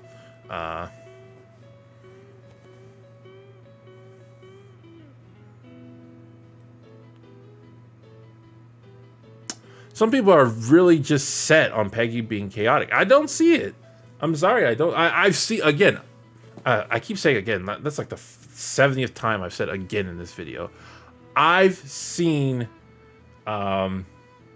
Peggy break the rules. I've absolutely seen that. I don't think it's in her instinct to break rules. I think it's in her instinct to do what it takes to get what she wants. Sometimes that means breaking the rules. Sometimes that means following the rules.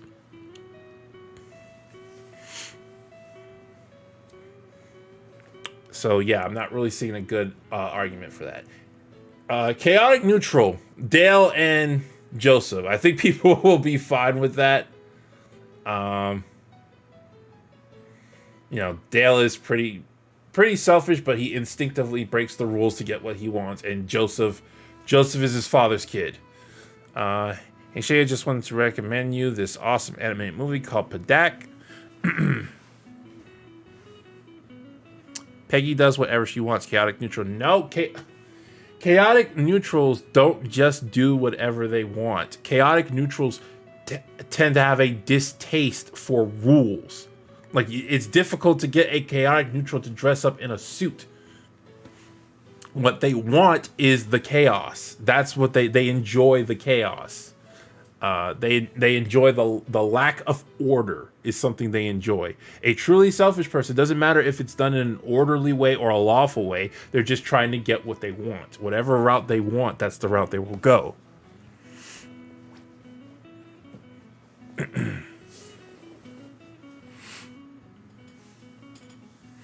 It's kind of like that Team 4-star skit where Frieza says, if you want to get out of here, just pretend to be a proper person. And he says, well, why don't you just do that? And Frieza chokes him with his tail and says, because I know who I am. I'm a tyrant who blows up planets. You will never get me to cooperate with these people. Chaotic is living by your own rules instead of the rules of others. Well, no, because that could be lawful too if you have a personal code of conduct. Chaotic is, again, you enjoy the chaos. That's why it's called chaotic. You enjoy the disorder of it all.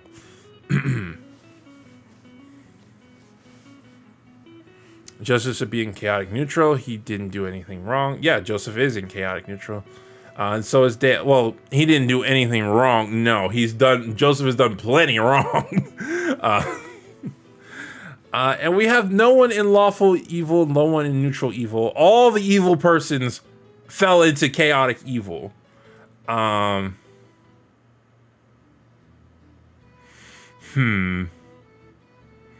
do I feel about that? Cotton is definitely chaotic. I was just debating on whether or not he's evil. I think Buck ultimately is chaotic.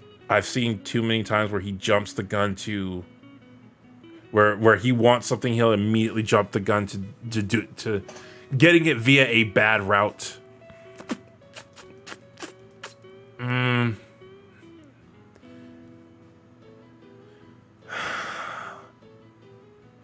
Nancy, yeah, Nancy does it. When Nancy was losing her hair, she tried all the proper ways of getting it back. But as soon as she was told the solution was to go back to sleeping with John Redcorn, she kind of jumped to it pretty much immediately. John Redcorn, I might be able to throw over to neutral evil. Because I think John Redcorn is willing to follow the rules to get what he wants, but he's definitely also willing to break the rules to get what he wants.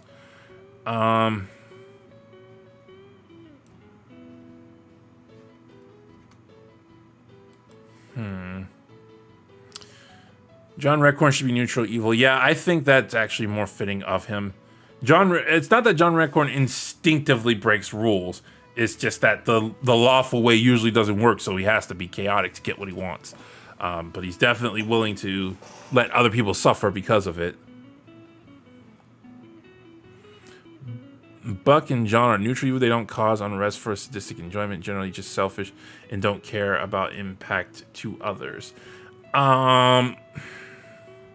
The thing with Buck, the reason I'm not necessarily willing to put Buck in neutral evil is because every time something bad happens, he instinctively does the worst thing he can to make it. Like, why would you throw $20 into the pool? Oh, because you want what was it? I think it was $100 he threw into the pool just to see the guy go swimming.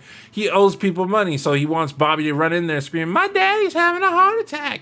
He intentionally does these evil stuff, and he has these schemes of getting away with it, and they're always like schemes.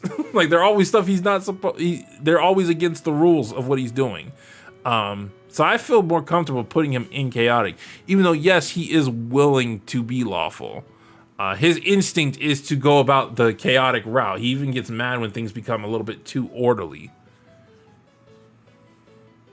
Chaotic neutral Peggy literally does a bunch of stuff. She does really have a moral code, like Hank.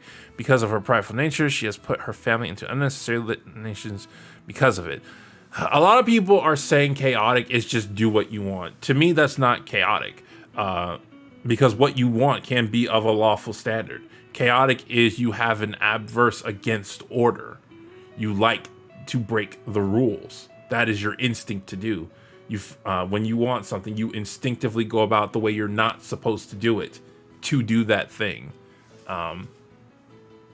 That's why when people say, well, they do whatever they want, I'm like, well, that's more true neutral than it is chaotic neutral. Buck was willing to ruin the award Strickland was being given to go on a drunken bender with his lost son. Yes, he was. Like, when he gets with his son, they just break all sorts of rules. I really feel Buck is chaotic. Chaotic evil. The one that makes me go is Cotton, because I don't like saying he's evil, but if we go by my rules, which is he makes others suffer, he makes the innocent suffer and doesn't care too much for it. Yeah, I mean, certain people he does care about, like good Hank and Bobby, but pretty much other people he doesn't care if they suffer. He just cares about his own personal self.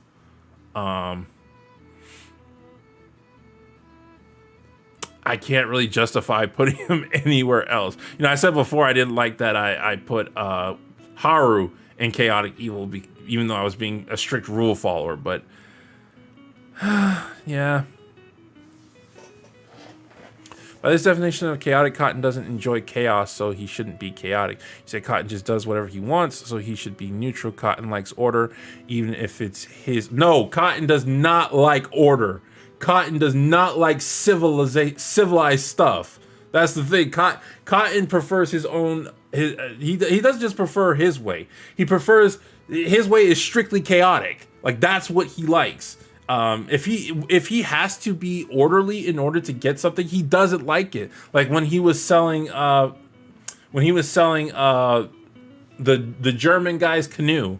When he was selling that, he had to be orderly. He's like, I don't want to do this, but I kind of have to. And then when he saw the guy's car, he's like, no, I'm not doing this. Like, he does not like a lawful civilization. He's not like a civilized civilization. He likes things to be chaotic. He likes that rules don't apply to people. That is Cotton. The the environment he was in displayed that you go and you do stuff, and if somebody tries to straighten you out, you straighten them out with these.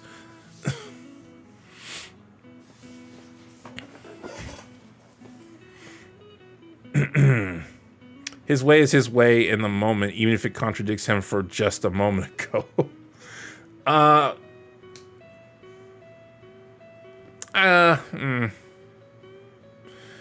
He still has more.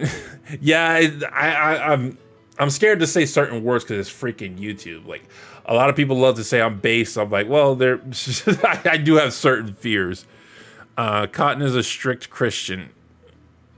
No, because he goes to strip clubs. Cotton is not a strict Christian. He goes to strip clubs and he buys hookers. So no. He drills everyone into his order wherever he goes. He ran a school in a drill master manner. He breaks everything down into an operation because he doesn't like how it's being handled. He doesn't like the current order it has. There is certain order that he likes, a certain order that he's used to. But even then, he himself feels that he's above that order because he'll go and he'll break rules that are in the army because he feels he's been there long enough. He's not civilized, he's militarized. Yes, but even that is to an extent because Cotton has done things that the military would find disgraceful. Like when he was going to spit in the dude's face while they were lined up because he was angry.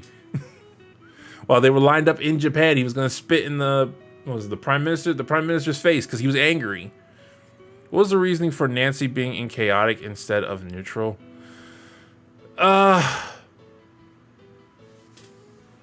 The reasoning for Nancy being in chaotic instead of neutral, I think it was, I've seen a couple episodes where she'll want something, she'll find underhanded ways to do it. I have not seen that episode where she went to Dallas. And somebody in chat was saying in Dallas she was reveling in the chaos. So I was like, yeah, I've seen Nancy revel in chaos more than I've seen her like follow the rules.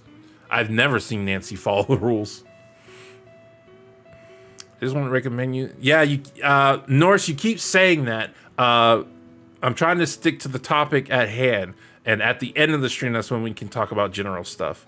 Why can't Peggy be neutral evil? She's willing to harm the innocent. This is the same. It's not, okay, if you're willing to harm the innocent, that's one thing. But you have to be constantly leaning towards that direction. A good person can do evil things, and an evil person can do good things. Peggy is willing to harm the innocent, but she doesn't immediately go that route. What she does is she goes whatever route best suits her personal needs. She's truly selfish. Whereas somebody like John Redcorn, he doesn't go whatever route best suits his needs. He's like, oh, I want to sleep with that woman. I'm going to sleep with her, whether she's married or not. That's his instinct, to break the rule. Not to break the rule, sorry. To harm the innocent. That's his instinct. I'm not saying he's lawful evil, but he's got enough lawful tendencies to move over to neutral evil, but I do get where you're coming from, so fair enough. Nancy is a schemer who is willing to break the rules for her own benefit, but she's also just for her own pleasure, cause mischief. Alright, so I think this is where I'm going to leave him. I think there's still some argument to be had with Cotton, but I think ultimately this is where I'm going to leave him. Lawful good, Hank and Connie. Neutral good, Bill, Boomhauer, Min, Luann. Nothing in chaotic good. Lawful neutral, Con. True neutral, Peggy, Bobby, and Lucky. Chaotic neutral, Rusty and Joseph. Lawful evil, no one. Neutral evil, John Redcorn. Chaotic evil, Nancy, Buck, and Cotton. Here's hoping I don't regret this tomorrow. All right, just gonna save that. All right, so now we're headed towards the end of the stream, and let me bring it up. Stream, where are you? Okay, so now we're headed towards the end of the stream, and I hit the thing. and we can have a few minutes for you guys to ask me questions or talk about stuff that you would like to see.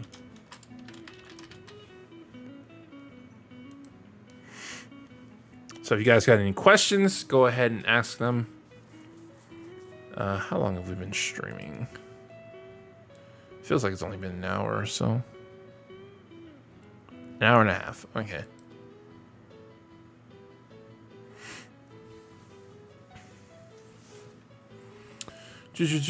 Fun talk King of the Hill. Add Ladybird as lawful good and it's perfect. Yeah. I mean, animals will tend to be neutral, though. They'll do whatever's in their best interests. I'd probably put Peggy in chaotic neutral and Bobby is chaotic good. What about Buckley? I don't know enough about Buckley. I don't like Buckley. Shady, propane or charcoal? Charcoal.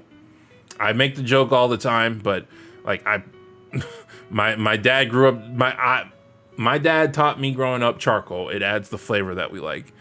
How was your day? My day pretty much... I was tired over the weekend because I had to DM. I had to DM a session, and DMing for me is very tiring once it's done. Like, once the session is over, like, I've released a lot of extroverted energy, and I'm an introvert, so... I felt it yesterday, and I actually wanted to stream this yesterday, but I was really, really tired. And, today I'm kind of bouncing back from that. I'm still feeling the tiredness of it though. But yeah, my day's not really been started too much. My sleep schedule is freaking crazy. Do you like Family Guy? No. I have no interest in Family Guy. I mean, the older episodes used to make me laugh, but I don't care about current Family Guy. Are you planning on branching outside of adult animated cartoons? I already have. I've talked about Raya and the Last Dragon. I've talked about Avatar: The Last Airbender. I've talked about Miraculous, Tales of Ladybug and Cat Noir, which was the video that was supposed to come out. A Miraculous video, but it got copyright claimed. I was thinking about talking about... Rico, because a lot of people asked me to after I did Raya, and I was like, sure, why not? I'll think about it. Do you have a favorite anime? Detective Conan. Detective Conan is my favorite anime. However, Crunchyroll won't release all the episodes, but maybe they will now because Funimation just bought Crunchyroll. Funimation owns the rights to... I think they own the rights to Detective Conan. So maybe they'll finally release all the episodes. Because I stopped at episode like 650-ish. And Crunchyroll, ever since they got a hold of Detective Conan, released episode like 750. And I was like, okay, well, that's 100 episodes I'm missing. So, it feels me Khan would have been better in true neutral and Lucky in neutral good. Okay. Not brushing them off. It's just at the end, not everybody's gonna 100% agree with what's been on here. What about Hank's mom? I don't know enough about Hank's mom. I really don't. Taste the meat, not the heat. So they say. Say, Doorags, have you checked out The Good Family? It's. I know what The Good Family is. I don't have any particular interest in it. Can you do a Beastars review, season 2 review? I will consider it. I need to watch it. Case closed. Yes, that is Detective Conan. Case closed. Have you heard of Dan Versus? I have. I have never seen it though. Do you like American Dad, or would you do a video game analysis videos as well, such as Sly Cooper? I've actually been thinking about doing video game analysis. I used to do video game analysis on my old channel, but it wasn't a popular channel. I did literature reviews. I used to talk about characters and stuff. I don't like American Dad. I was thinking, there's one character I specifically wanted to talk about. Piper from Fallout 4. I want to talk about Piper. What would be your favorite movie? What would be my favorite movie? What is my favorite movie? Is that what you're asking? My favorite movie at this time, I think, is Wreck-It Ralph. I don't think anything has topped that yet. Wreck-It Ralph has been my favorite movie for a long time. Ted is Lawful Evil, not Khan, his wife. Min was on there. Would you love King of the Hill reboot? Would I love a King of the Hill reboot? No. King of the Hill ran its course. I don't understand why it would need to be rebooted. Caillou is chaotic evil. Yeah. Can you rank the characters of Bojack Horseman next? Rank them or do their alignments? Because I've done alignments of Bojack Horseman. Again, I don't necessarily agree with all my old videos. In fact, there's a lot of my old videos I disagree with, from specifically with the alignment ones.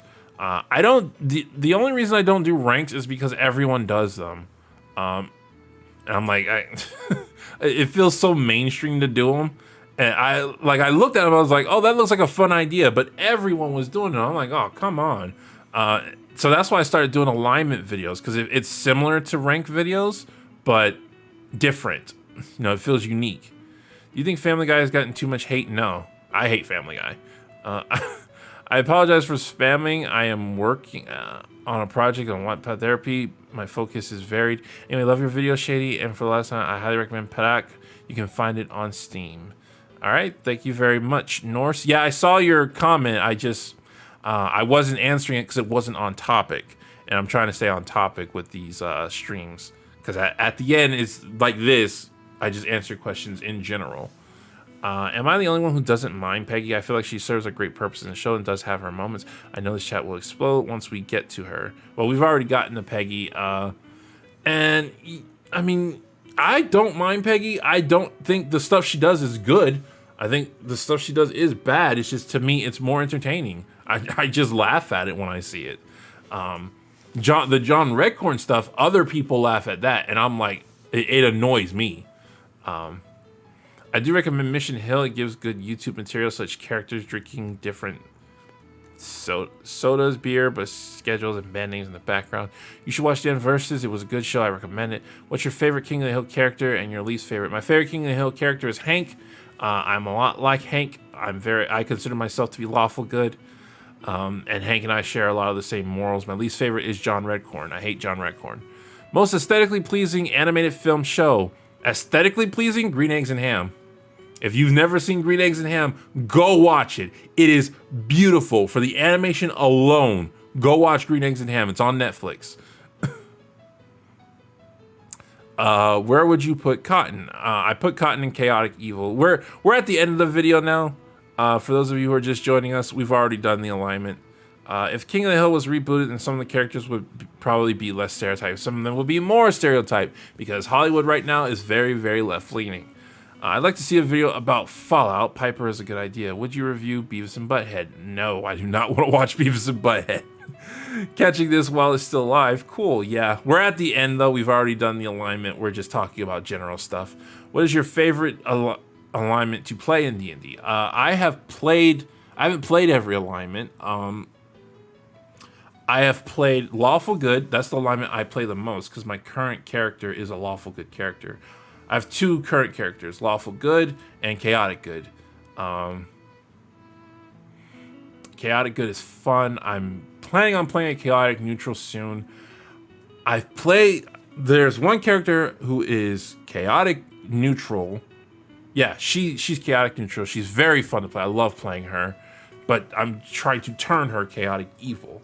So I have to wait for the opportunity to arise for her to do something evil. I have a character who's True Neutral who's supposed to turn Lawful Evil. So I think Chaotic Neutral is the most fun to play, because you can get away with doing... When you're Chaotic Neutral, you can get away with doing pretty much anything. Like I said, I don't think a chaotic person... I think a chaotic person should not like following the rules. In the same way a lawful person doesn't like breaking the rules, a chaotic person should not like following them. And a true neutral person is the one who will do whatever it takes to get the job done.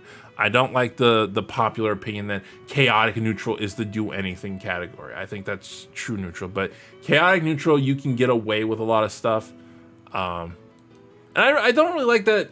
So there seems to be... I watch a lot of... What's his name? XP to level 3, I think that's his name. And he makes fun of a lot of... I love his videos. But he makes fun of a lot of people who say it's what my character would do. And I'm like, I've seen that in the D&D community where people get mad at somebody who does something the party doesn't like, and they say, well, it's what my character would do. I'm very defensive about that stance, because we're constantly taught when playing D&D not to metagame. And so you're like, okay, well, what would my character do? And then you get into a situation where your character would do something that the rest of the party doesn't like, and you defend yourself by saying, well, it's what my character would do. And then they're like, and then they just roll their eyes like, oh, yes, but we don't like it, so you shouldn't do it. I'm like, if it's what their character would do, I think you should be able to roll with that. Unless beforehand you've established that it doesn't matter if it's what your character would do, don't do it. Don't go against the party, something like that. But yeah, I see a lot of people give that reasoning and it annoys me. Do you have an interest in Transformers series in general? I mean, some series I have to just sit down and watch. I don't sit down and watch stuff like I used to. It's easier to talk about something like Avatar because I've watched it so much in the past. Transformers, the only Transformers I watched was the one that came out in like the 2000s. Do you love MCU? I'm very fond of the MCU. I think it made mistakes. I don't care about the current MCU. Once what's that movie called? Not Infinity War, the one after it. Endgame. Once Endgame came out, I was done. I was like, I'm done with Marvel movies. I marveled out. I just wanted to see the end of pretty much the Tony Stark arc. I will still watch Spider-Man movies because Spider-Man is my overall favorite character.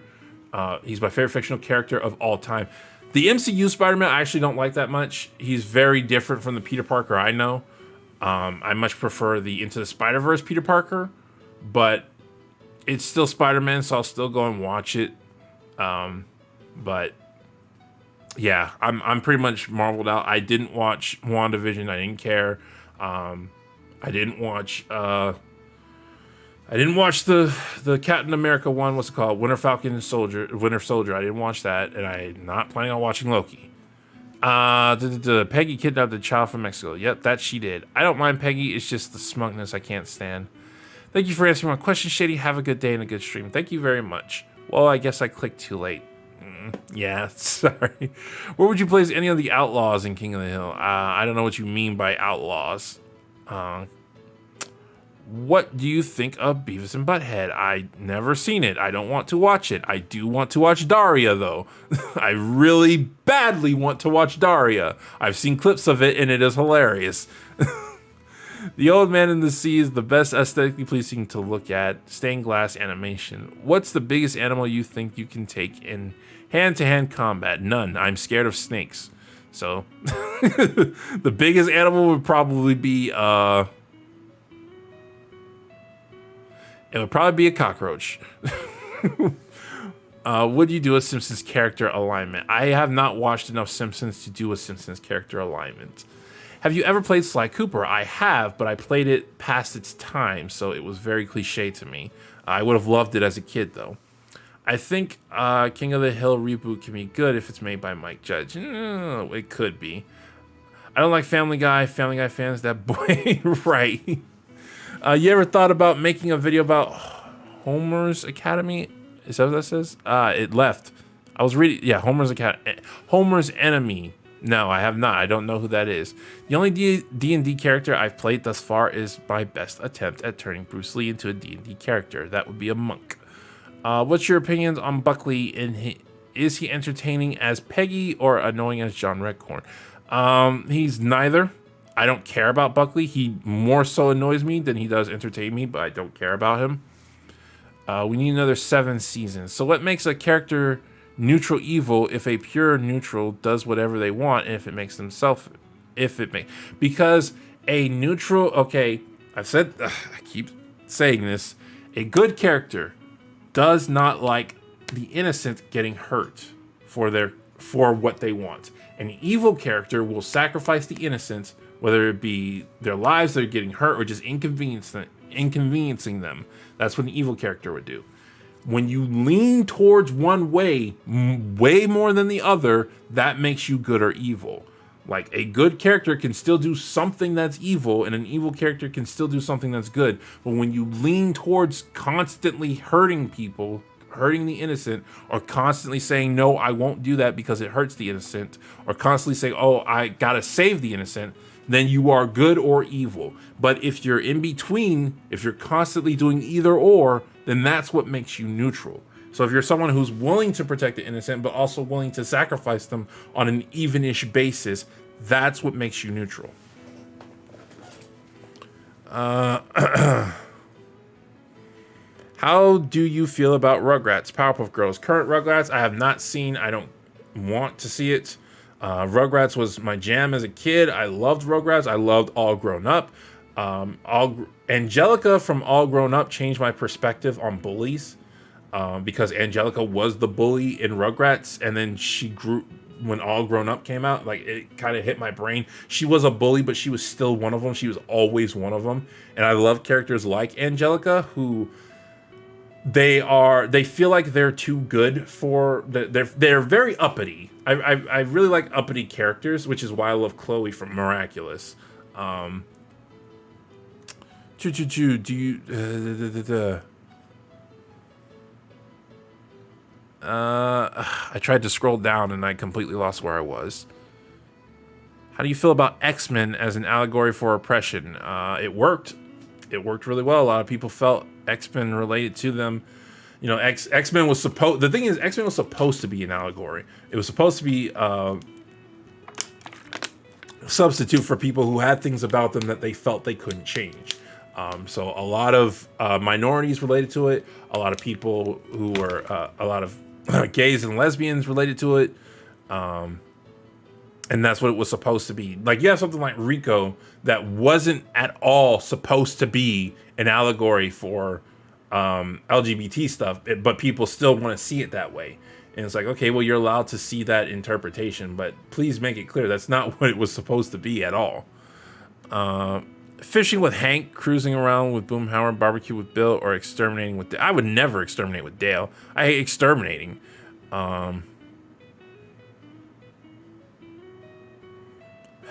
Hank is the only one of these people who I would want to hang around with, but I like food, so barbecuing with Bill would probably be the one, because they're all good at barbecuing. Hank's supposed to be the best, but they're all good at barbecuing. But Bill, they say, makes a mean barbecue sauce. So Toby, adult Peter, Andrew, junior, senior year, Tom, sophomore year. I mean, like I said, I prefer the Spider-Verse Spider-Man. What do you think of Hank shows his true power? Oh, I've never seen it. How do you feel about Futurama? I've reviewed it. I love Futurama. It's funny, and it's a really good show that it does a really good job at being funny most of the way, and then randomly having an emotional episode. I mean, any one of those times a villain that appears in the show, sorry for the confusion, I think I misread what you're saying. How do you feel about Beastar Season 2? Haven't seen it yet. Have you played Conker's Bad Fur Day? I know what it is. I know it exists. I've seen plenty of footage of it. I have not played it. It came out when I was a wee lad, and my parents would not in a million years let me play something like that. And if I did play something like that, I would have immediately told my parents, because I was a goody two-shoes kid. Would you ever do a video on South Park if I ever watched it? I've never seen South Park. I know that's a popular one a lot of people throw on the channel. It's like, oh, I've never seen it, so... what's your opinion? I'm not gonna answer that. That's not appropriate for my channel.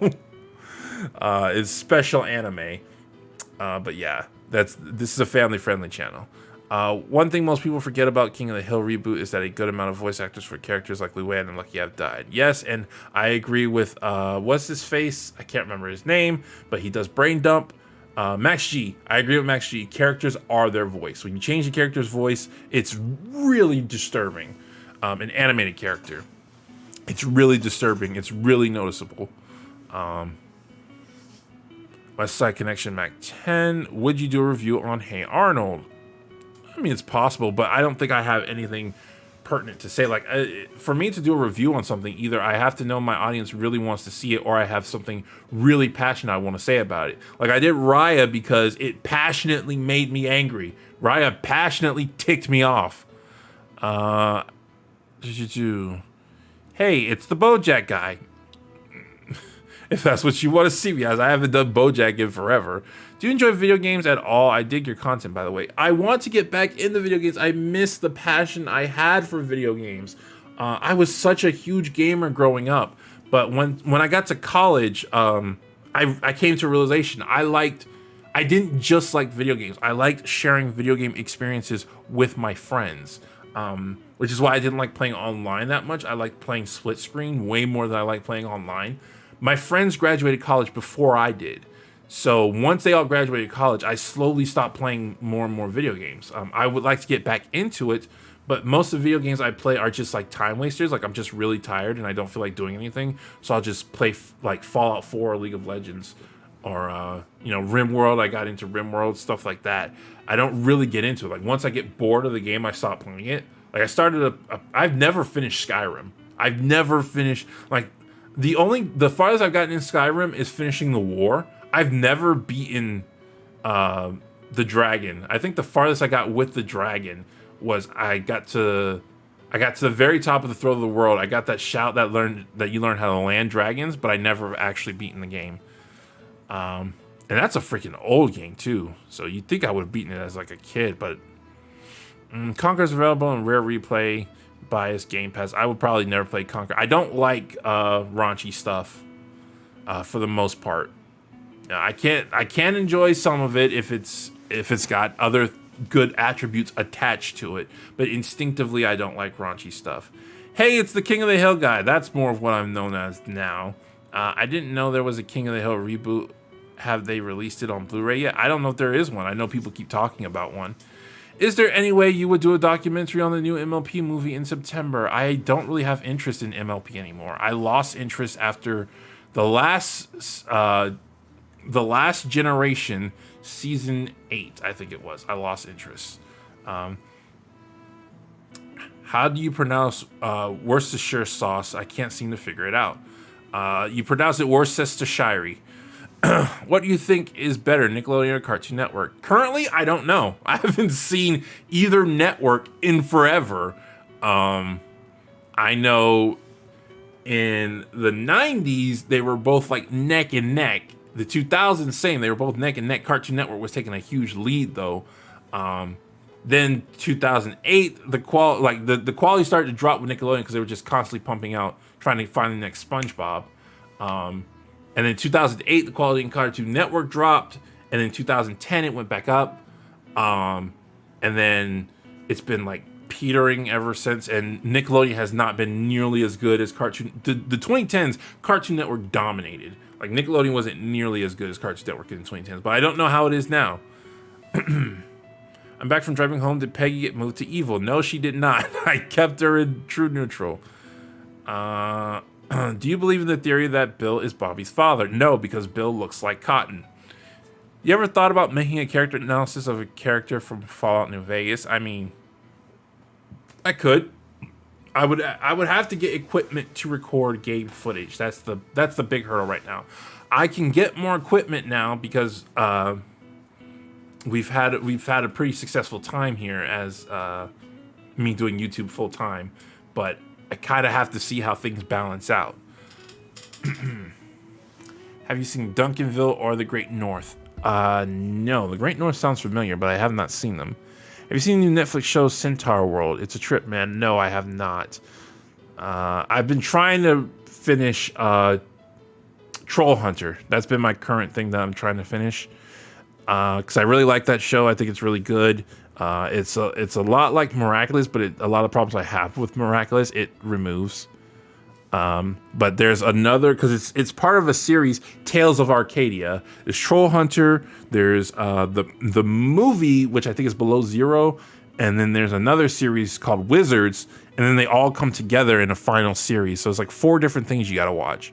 Have you ever watched Adventure Time or Steven Universe? Yes, I have. I wanted to get into them because, okay, so Adventure Time came out in like the 2010s. That was when Cartoon Networks were starting to go downhill, and I was starting to watch cartoons less. I was more so leaning towards YouTube. And a lot of cartoons to me just looked bad. Steven Universe just looked bad. The Adventures of Gumball looked bad. What is that show called? I've been calling it Gumball for so long, I forgot what the actual name is. But yeah, it just looked bad, but those are 2 really great shows. And Adventure Time was another one. Like it just came out and I didn't think it was going to be good, and it turned out to be an amazing show that I never really got into.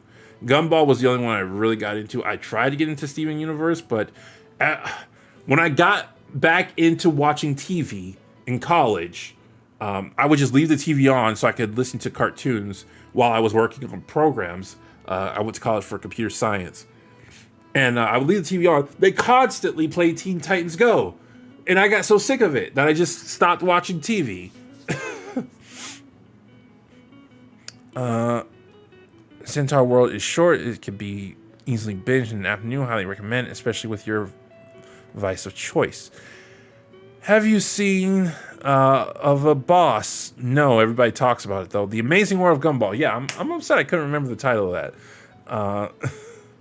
Thundercats Roar looked really bad. Yep, and Thundercats Roar did the thing that Teen Titans Go did by insulting the fans. Only Thundercats Roar didn't already have a massive fan base backing it up like Teen Titans Go did. So they couldn't get away with that, and it got immediately canceled.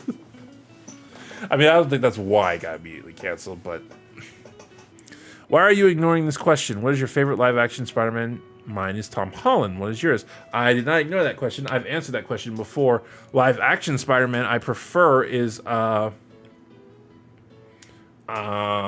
Maguire, because Tobey Maguire got the Peter Parker part down. I think Tobey is the best Peter Parker. I think Andrew was the best Spider-Man, specifically in the second movie. Everything about that first Amazing Spider-Man movie was horrible. But Tobey was the best Spider-Man, and I think Tom is a decent take on Spider-Man, but it's a completely separate character from the Peter Parker I know. That episode where Bill and Leoma fall in love is great. Wish they stayed together. Teen Titans Go is a Cartoon Network's best and worst show, and it teaches bad lessons. I mean, it doesn't really teach lessons. Teen Titans Go is just pure comedy and animation. Like good animation and good comedy. That's all it is. But they'll sacrifice the story and the character for the joke. And so I just consider it junk food, and I don't think there's anything wrong with watching junk food TV. I just think they play it all the time. So, if you're only eating junk food, that's bad. Well, they used to play it all the time. I haven't seen Cartoon Network in forever. Back when I was trying to get back into cartoons, they played constant marathons of Teen Titans Go, and I was so tired of it.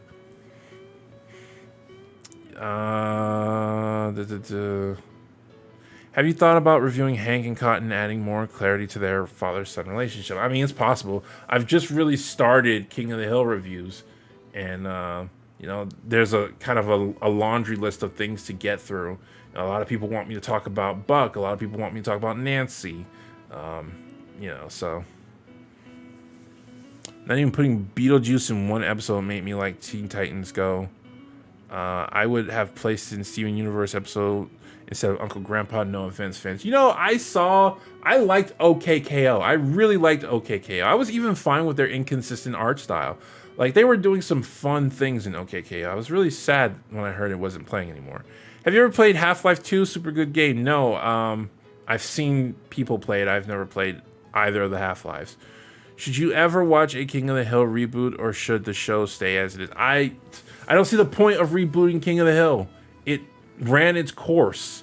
Like, if you got I'm not saying it couldn't be good. If you got the right director, the right actors, the right writers, you could turn it into something really good, especially in today's day and age where everything is liberal. So you could turn it into something good, but I don't see the point. King of the Hill exists. Just watch it as is. Any collabs you want to do with other YouTubers? There are some on my list, so I'm like, we would probably work well if we collab together. I think like Alpha J, I think we do similar content. Johnny, we do similar content. Johnny Two Cellos. The thing is, though, I don't think our styles are copacetic. I think he's more analytical and I'm more entertaining in that regard. So, I've done certain collabs with him. I've done collabs with Jar. Our personalities mesh well together. Jar is more of a free talker, though, and I'm more scripted. So that's another thing with styles. But, Jar and I do collabs more than anybody else I work with. So, I'm open to collabs, sure. Any guilty pleasure media you may want to share? Guilty pleasure. Something that I'm not sure if there's anything I would think is bad that I would want to share. I mean, this isn't a guilty pleasure. A lot of people like this, but I recently just found the YouTuber Anna Pantsu. Anna Pantsu. I love listening to her music. I'm obsessed with the song, The Ballad of Sarah. What's it called? The Ballad of Sarah something. But yeah, I'm obsessed with that song right now. But I don't think that's a guilty pleasure. I don't know if I have any guilty pleasures. Like, most of the things I like, I'm like, oh, okay, here's a guilty pleasure. I like the show Bubble Guppies. I love the show Bubble Guppies. And Starbeam. I love the show Starbeam. Those are some guilty pleasures. But they're not bad. It's just they're not for my demographic. So I guess be guilty pleasure in the same way a brony sees My Little Pony as a guilty pleasure. It's just not made for me, but I still like it. Have you ever heard of Detroit Become Human? It's a Telltale game with a future. Yes, I have it, and I never played it. At the end of my college life, I got a lot of games that I just never played. I got a ton of games I just never play. I have a huge game collection sitting in my living room. I just don't play games because I spend most of my time in this office. If I'm not working on videos, then I'm just chilling on my computer. I have not seen B-Star Season 2. Yes, Sarah Berry. That's who it is. The Ballad of Sarah Berry. I am obsessed with that song. I was listening to it right before the stream. I added it to my workout playlist, and I was shocked that it actually came on because I don't work out for that long. This man openly stated he was interested in MLP. Getting a guilty pleasure out of him would be... Yeah, the thing was, okay, so MLP, I've told the story a 1.5 million times, and I'll tell you it again. My Little Pony, I did not like the show as a whole. Like, I went to watch it, I found it to be way too girly. I just didn't like it. And I watched the whole of season 1. I'm like, why do people like this show? I don't understand how this attracted people my age, because at the time I was in my 20s, or I'm still in my 20s, but I turned 30 this year. But I was in my mid to early 20s at the time. I was like, why do people my age find this attractive? And I went and I watched a bunch of reviews on it, and the reviewers of the Brony community were so talented. I was like, this is amazing content. Like, they were making reviews, songs, animations. I'm like, goodness gracious, this community is freaking amazing. So I kept watching the show so that I could enjoy the reviewer content. That was the whole reason I kept watching the show. The show had good things to it. For example, the music was amazing. The characters were great. The animation was great. Like, it had good elements. It's just, it wasn't me. It wasn't the concept as a whole I did not like. Oh, here's another guilty pleasure. I didn't like My Little Pony, but I loved Equestria Girls. Not the first movie, but everything else after that. I also didn't like Everfree. I actually very much disliked Everfree. But other stuff involving Equestria Girls, I absolutely freaking loved. Have you seen Inside Bo Birmingham? Apologies if you got questions about this in the past. No, I've never heard of that. Favorite animal? My favorite animal is the red fox. Mike Baxter is live action Hank Hill to me. I don't know who Mike Baxter is. What do you think about Berserk? I think it's an anime I've never seen, but everyone else memes.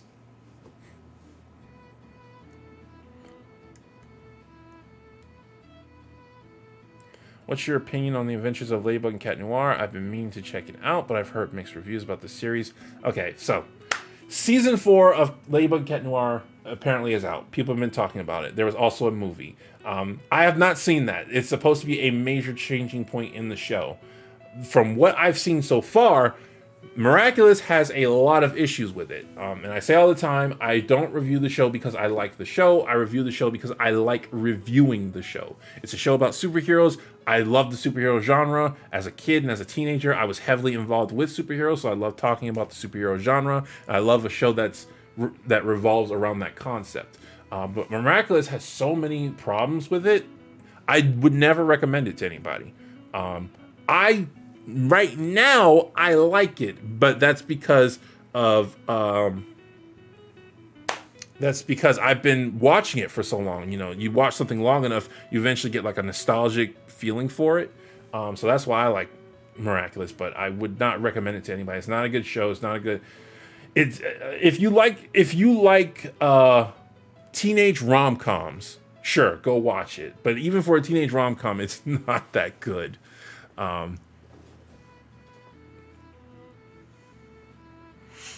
like your background. It reminds me of a checkerboard. The pocket. That's what I call my background because it's a. Oh, you mean this background? Okay, I thought you were talking about the purple background because yeah, the purple background I call the pocket because it's supposed to be a pocket dimension. Originally, my avatar was supposed to be a separate character and he lived in a pocket dimension. Shady, are you a furry? Only furries like red foxes. Well, it depends on what you mean by furry. If you mean, am I exclusively attracted to anthropomorphic characters? No, I am not. If you mean, do I like certain anthropomorphic characters? Yes, I am heavily obsessed with kitsune. The concept of kitsune is just, I don't know. I just really like them.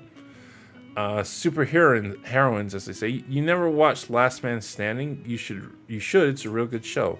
Thank you for answering my question. Do you have any hobbies outside the media consumption, i.e., cars, sports? D&D. I play a lot of D&D. I used to play video games. I don't anymore. I want to get back into drawing, but I haven't drawn in quite some time. Like, I do have a DeviantArt, but I haven't. Like I said, I haven't drawn anything. I'm trying to get back into reading because I used to read a lot as a kid and then I stopped. I have a bunch of library books, but they're just. I started reading one and it tricked me because it looked like a fantasy story and I was very into it. But it's about like these two characters are falling in love. Like I'm like 50 pages in and there hasn't been a call to action, and it's only a 250-page book. So I'm like, where's the call to action? Like when are they gonna like have a goal? Their goal is just to travel across the land and find a home. And I'm like, they keep doing couple stuff, and I'm like, oh, is this just a story about them falling in love? I didn't want that. So, but I would like to get back into reading. I draw backgrounds, but they're so hard. How do you like your bacon? Crispy or chewy? Crispy. Why would you like chewy bacon? Inside is a special Netflix comedy special. Speaking of superheroes, I asked you about X-Men mostly because I've seen Jar's Allegories for Discrimination Don't Work video. Skeleton do like some non-fiction score. No, I don't. The only non-fiction I like to read is how to write non-fiction. For the most part, I just like fiction. Favorite board game? If you count League of Legends, League of Legends. If you count D&D, D&D. If you don't count D&D, then it is easily Settlers of Catan. I absolutely love Settlers of Catan. I never get bored playing Settlers of Catan. Me and my siblings, we play that game for freaking hours. What is one show you really like but don't really like the community around the show? Maybe Steven Universe, but I haven't had much interaction with the Steven Universe fandom. I just heard stories about them. A show I really like, but I'm not a fan of the community.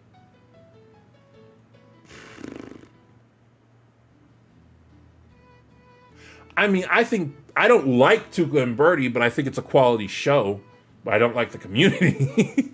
I really don't like the Tuca and Birdie community because they were mean to me. Are you much of a horror fan? No, I don't. I mean, I don't hate horror, but I'm not drawn to it. If somebody's like, you want to go see a horror movie? I'm like, no, let's go watch an action or adventure or something like that. Do you have an opinion on Danny Phantom? I love it for nostalgia and the story. Yes, I love Danny Phantom. Everything before the final season. The final season was horrible. Oh my goodness, the final season. I've been debating about this. What was worse?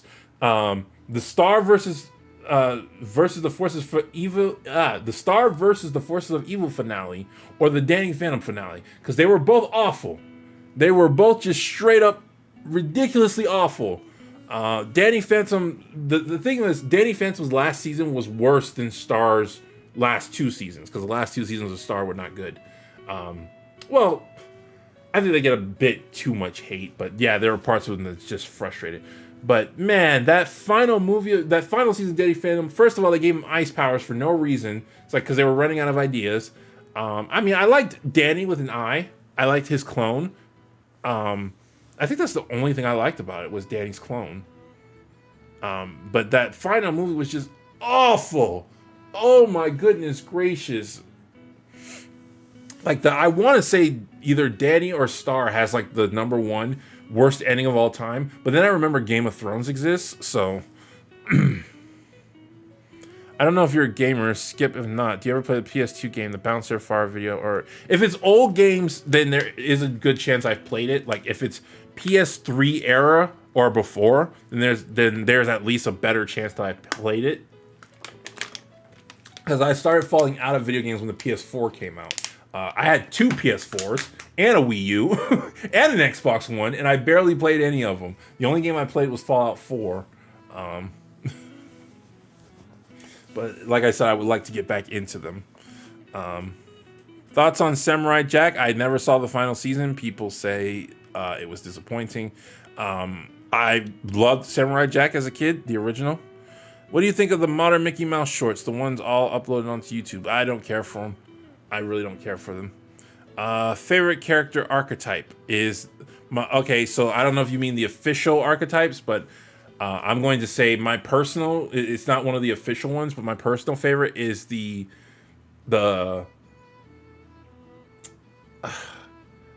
what's it called? The Suffering Paragon. The character that is seen as perfect within their world, but they're secretly suffering. I love the Suffering Paragon. Freaking...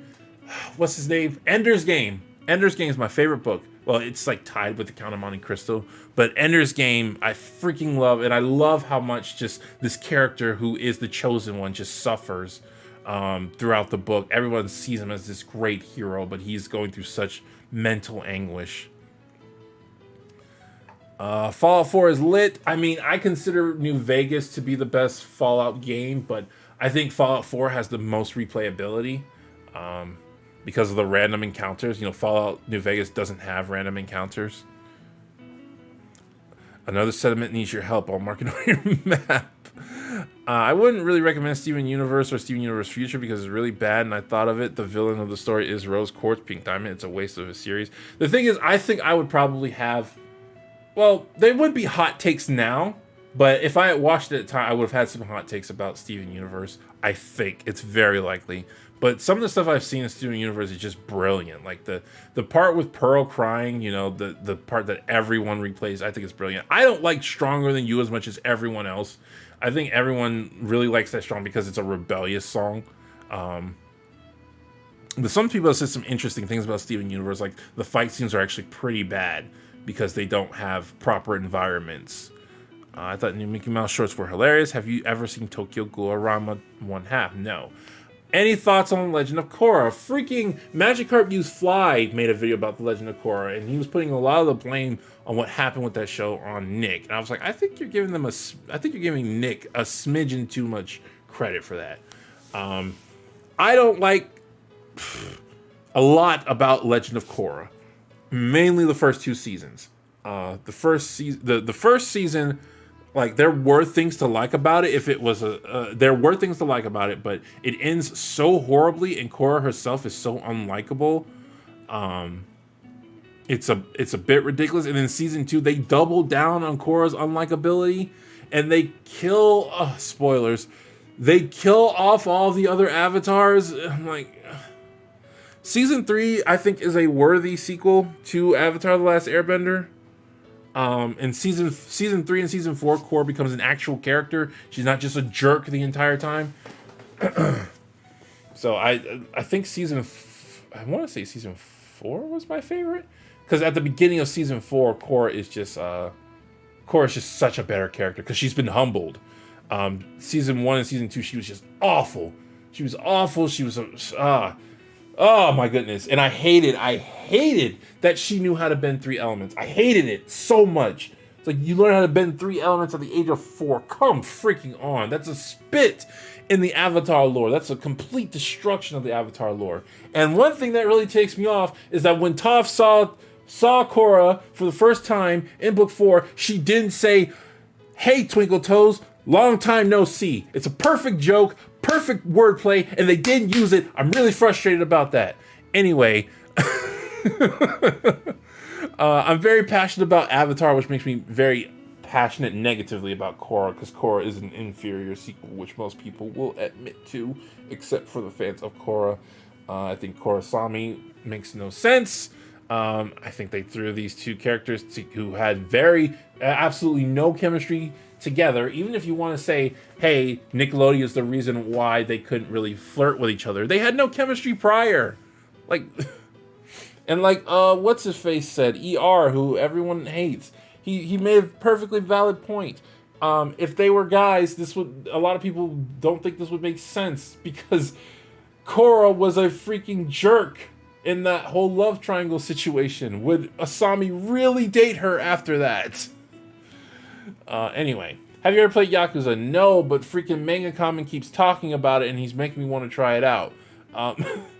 New Vegas is very silly, but ain't as deep. Well, New Vegas does the best job of making your decisions feel like they matter. That's why I feel like New Vegas is the better game. If you choose a low intelligence character, very interesting things happen, which nobody will ever do, because intelligence is the most powerful stat in New Vegas. Can we curse on this family-friendly channel? I'm not going to stop you, but I would prefer you didn't. I don't take comments that curse as seriously as ones that do, but I'm not going to police what you say. Also, if you curse, I'm not going to quote what you say. You ever play any of the Sonic the Hedgehog? Which Sonic game is your favorite? So yes, I played Sonic the Hedgehog games, and this is gonna sound weird. Let me sit and think about it, because I think objectively of the ones I've played, Sonic Generations was the best one. But I think my favorite one is Sonic 06. Because, okay, so I played Sonic as a kid, but I don't really have too many memories of it, just playing and failing at it. Then when I was a teenager, I saw Sonic 06, and it was a modern day Sonic, and I'm like, oh, this would be really, really cool. And I played it, and I hated it. Me and my brother played it, the multiplayer. We hated it because it was so bad. Then he played the single player, and I got curious, and I played the single player, and it's bad. It's very, very bad, but I loved playing it. That's what's so weird about it. And then we unlocked all the powers for multiplayer, and I had such a fun time with my brother just playing the multiplayer in Sonic. So I have so many fond memories of it. And Sonic 06 was the first time I saw the same story told from multiple different perspectives, and I thought that was really, really cool. I actually took all the cutscenes, edited them all together into one big story that was in order. So Sonic 06 is my favorite Sonic. I don't know if you can say I love it ironically or not, because I legitimately did love the story and had fun with the game. I just acknowledge that it's a horrible game. It's a really bad game. But I still love it nonetheless. Never seen Steven Universe, didn't really catch my interest. Best New Vegas and Fallout 4 ending. Well, New Vegas has too many endings. I haven't actually even played all of the DLC for New Vegas. I have them. Or Fallout 4, actually. I'll probably play Fallout 4 once I'm going to go get something to eat once I'm done with this. I'm starving. Steven Universe as a whole really let me down. So much potential. Have you played The Outer Worlds? It's made by the same company as Fallout New Vegas. Outer Worlds, I've heard of that. I think many a true nerd played that, but I'd never seen his playthroughs on it. What I didn't like is how they didn't ease the transition from OG to new series. It seems minor, but the intro is iconic, but they breeze through it. Also, everything modernized too quickly. Have you ever watched the Beast Wars cartoon? Beast Wars. That sounds familiar. Are you talking about Transformers? Because that was the first Transformers I was introduced to. The one where they turned to animals. I was actually confused when they turned into vehicles. Fallout New Vegas needs a remake, but with a different game engine. Sonic and Knuckles for me. Ever turned the Japanese on in Sonic? No. It's no use! Oh, that drove me crazy as a kid. The thing is, so if you know how to beat him, Silver's not hard. But you have to know how to beat him, and most people aren't going to know how the first time. So every time you try to attack him, it's no use, and then you get caught in a corner. How about this? It's no use. Take this. It's no use.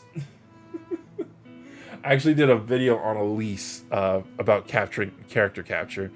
I remember when the clown's going around in 2016. No, I don't. Did you know that there is a specific team that is working on making Sonic 06 better? That'd be interesting.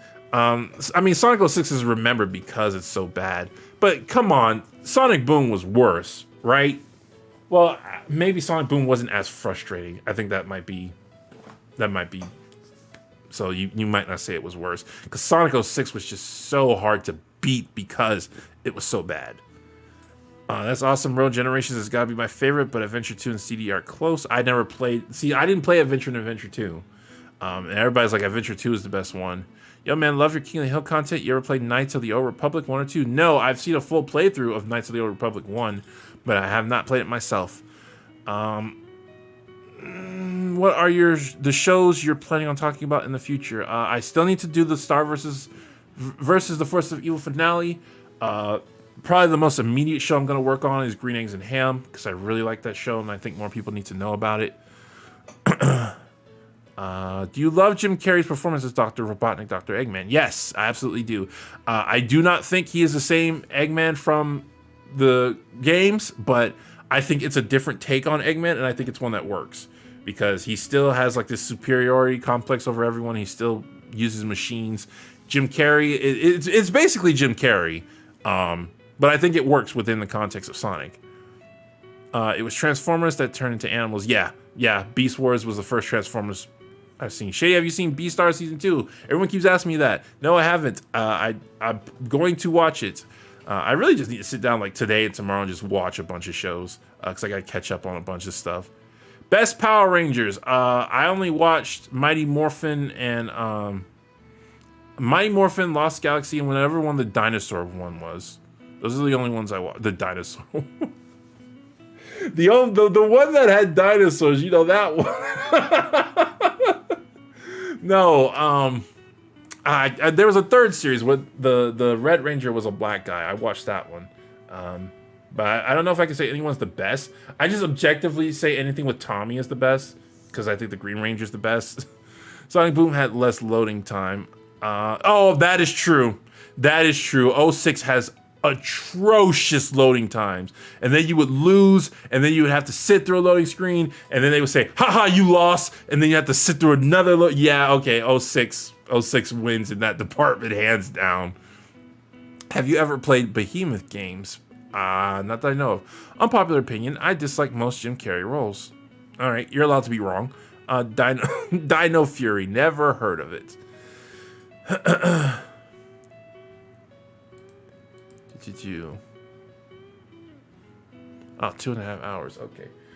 Alright, you guys, I have to call this stream. Well, hold on, I really want to answer this question, though, because I love answering this question. If you could pick a superpower, what would it be?